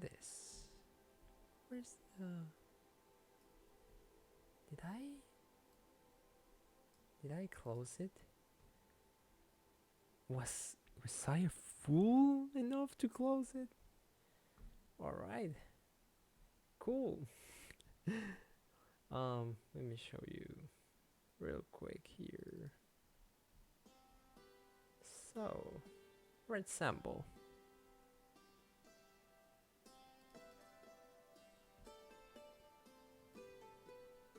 yeah, for example, this kind of pieces, this illustration, it's something like very painterly, and usually takes me a little bit more time. And for the March of Dragons challenge, I try to keep it like very, very sketchy painting feel. Like there's still like a lot of mistakes, and there's a lot to work with, but I was trying to be very loose with my painting, and there's like some nuggets of the line art there, but just trying to blend it in with the painterly style that I usually approach. Uh, yes, that's usually that that's basically what I'm trying to do here. Um, I just did like a mask of the silhouette of the dragon, and then I just did like a clipping mask, and then I'm just starting to add like all the details. For example, right now I add the local color, and now I'm going to do a multiply layer for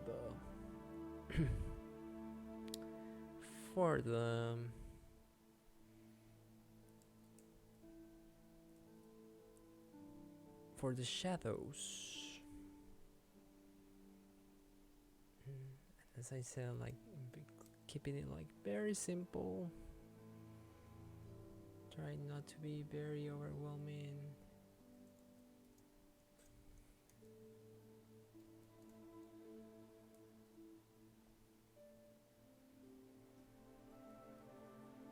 Yeah, right now I'm not too worried about the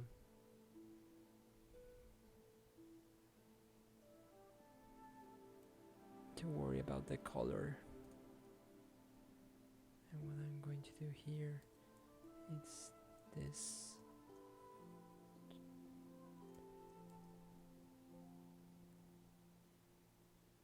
I'm just trying to do like an onion mask here, so I can see like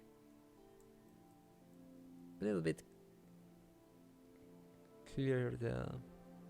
more clear the volumes of the shadows I'm putting on.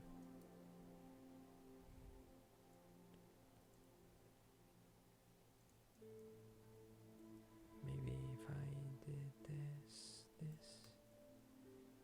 just trying to.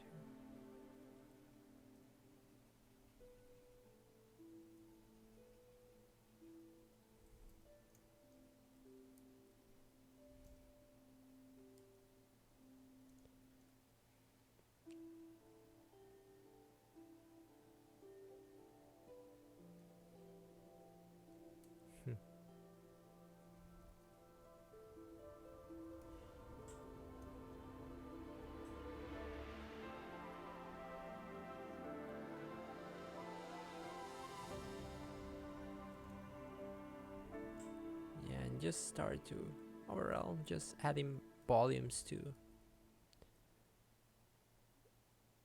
your character, and when everything starts to come together and just pop out.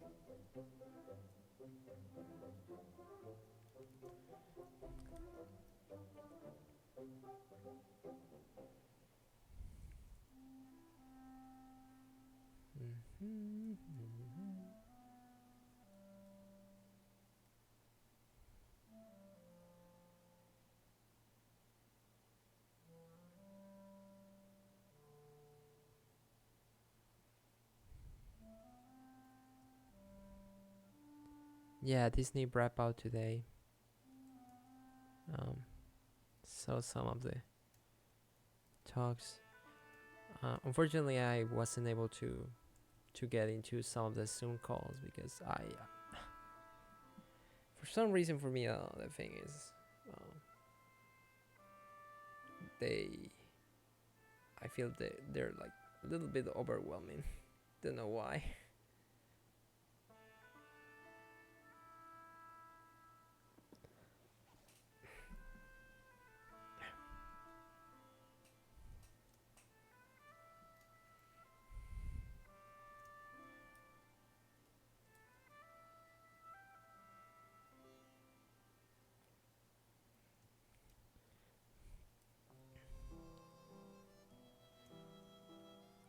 Yeah.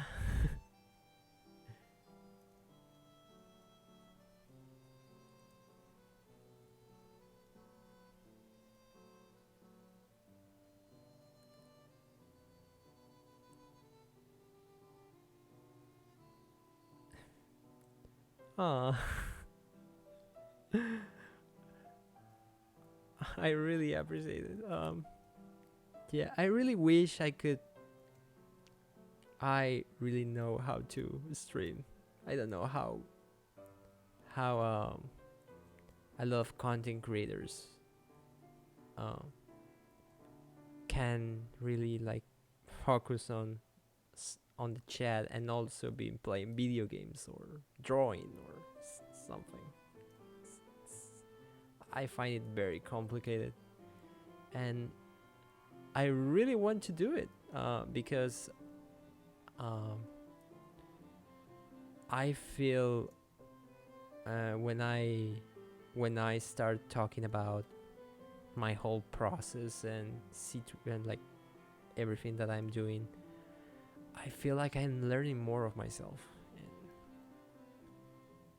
and becomes fascinating just to revisit some of the things I'm doing.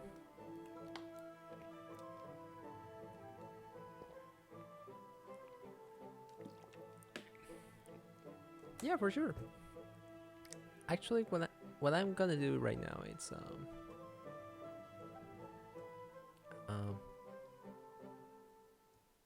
I'm probably going to finish the Sleepy Boy and just finish the like the astral figure tomorrow. Um, Fortunately, we already covered some of the aspects like uh, of the process that I used to create my dragons, and also I will be. I usually stream at the same time, like uh, I chose 7 p.m. because that's usually the stream I. That's usually the time I used to stream. I don't know why 7 p.m. is like, yeah, yeah. The sun's coming down, and I don't know. I feel like evenings for me are like more chill, and also because I live in a very humid place. Uh, it's when the heat just comes down, and I can relax a little bit, even though I had to pretty much turn on the air conditioner because I didn't want to be all I didn't want to be all sweaty when while working on this.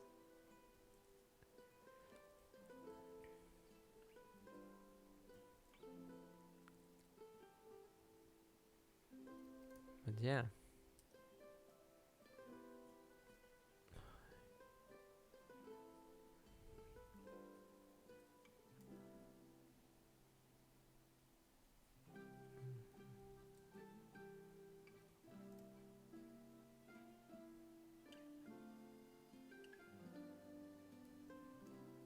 So I live in Mexico, and it's the the east the east coast, and it's very humid, and I don't like it.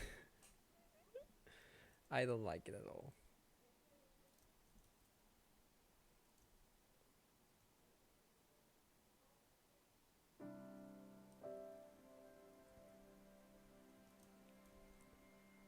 Yeah, I'm probably wrapping up, and uh,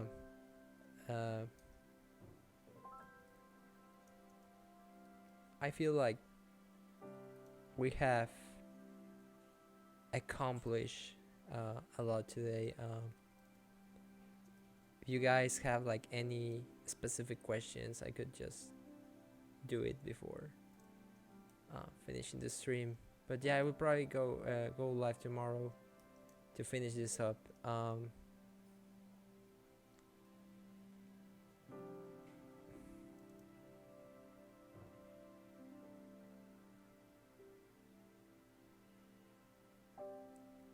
Luis is a machine. Frogo, you have been lurking, or you just arrived?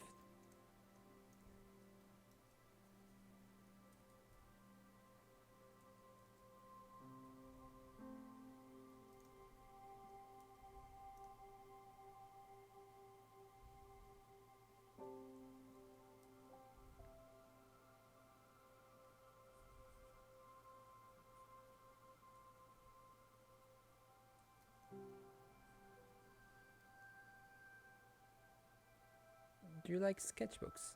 I do. Um, I think one of the things that I like to experiment about sketchbooks is that it's that I usually do like scribbles of the signs, and actually not like very complicated sketches. Um, like I explained before on the process idea, I do scribbles, like small scribbles of the overall shapes and design of the characters, and pretty much that's all my sketchbook is. It's like fill, and it's yeah. I I keep it very close. It's not like I use it as much now because of the whole situation, but I have been using more the iPad. The iPad has been like very useful, and because you can go to your couch and just sit down and start sketching.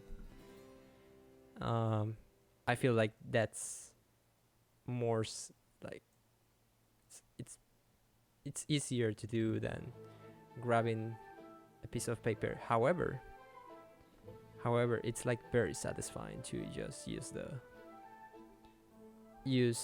traditional media and have some and just do some sketching time on like whatever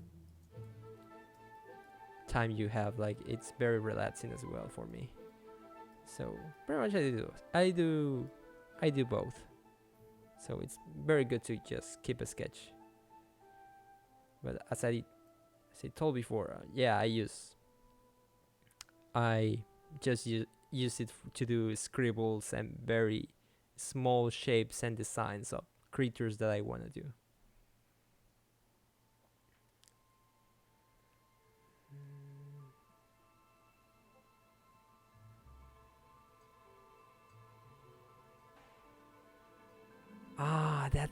That's a very good question. So, uh, it's like the idea is so fresh right now that I have it pictured in 2D, but I I re I'm not discarding the possibility that it could be like done in 3D. But yeah, I I pretty much just visualize it on 2D. It will be great. But l- next week I'm going to be sharing more about it, and since now I'm re-releasing my Patreon, I'm going to be posting more about that there.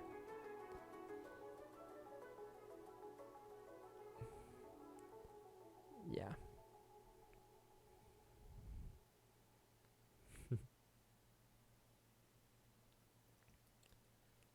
Oh, all right. There you go. All right. Good night, Keely. And yeah, we're pretty much wrapping up here. Just wanted to just wanted to um add some of the highlights and general light to this, and I will continue this tomorrow. Uh, in the beginning of the stream, I explained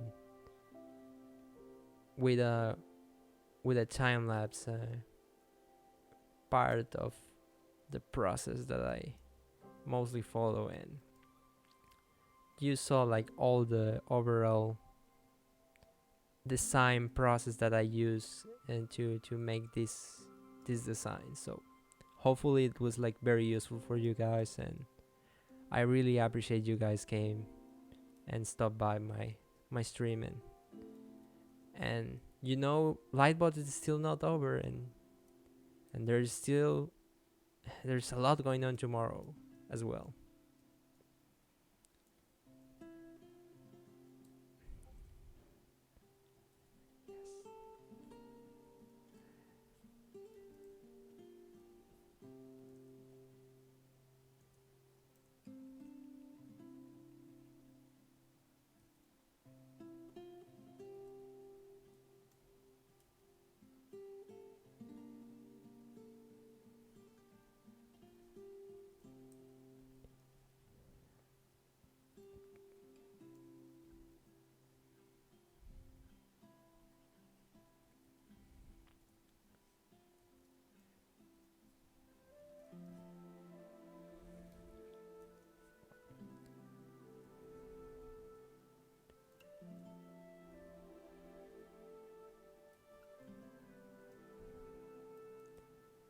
So just to finish,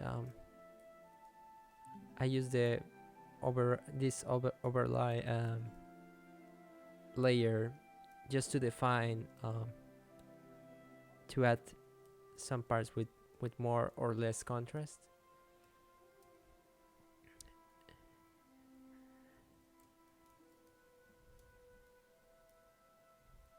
And pretty much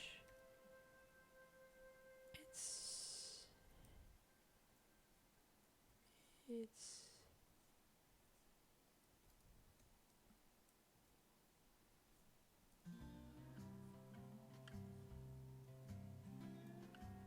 and yeah, yes, this helps me a lot to add some bounce and light on the shadows here.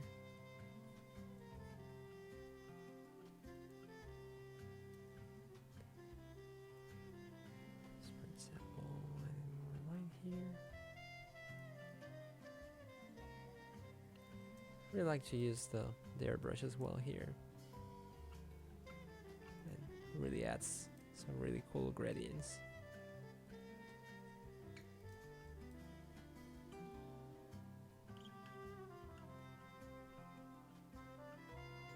Let's see.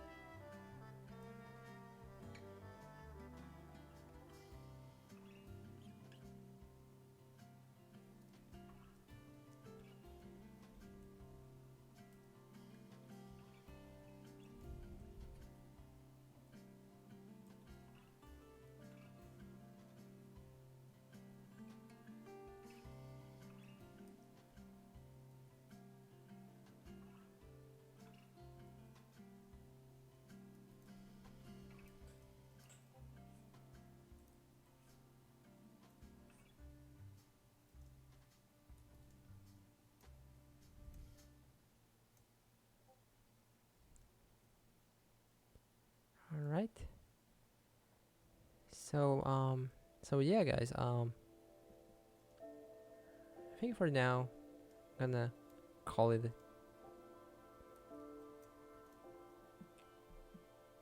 I'm really happy how the colors came out in this one. Uh, I really, really appreciate you guys came, and thank you so much. Uh, I know it was, wow, 4.5 hour stream, but it was so chill. I hope you guys enjoyed it, and thanks again. I will probably be streaming more often because I really love doing this stuff, and just keep creating and just and love what you do, and just try to stay safe during these times. I super appreciate you guys visiting my stream today. This is actually the first time that I do this kind of talks with so many people. It was crazy. It was crazy, and just the fact that you are here, I really, really thank you for that.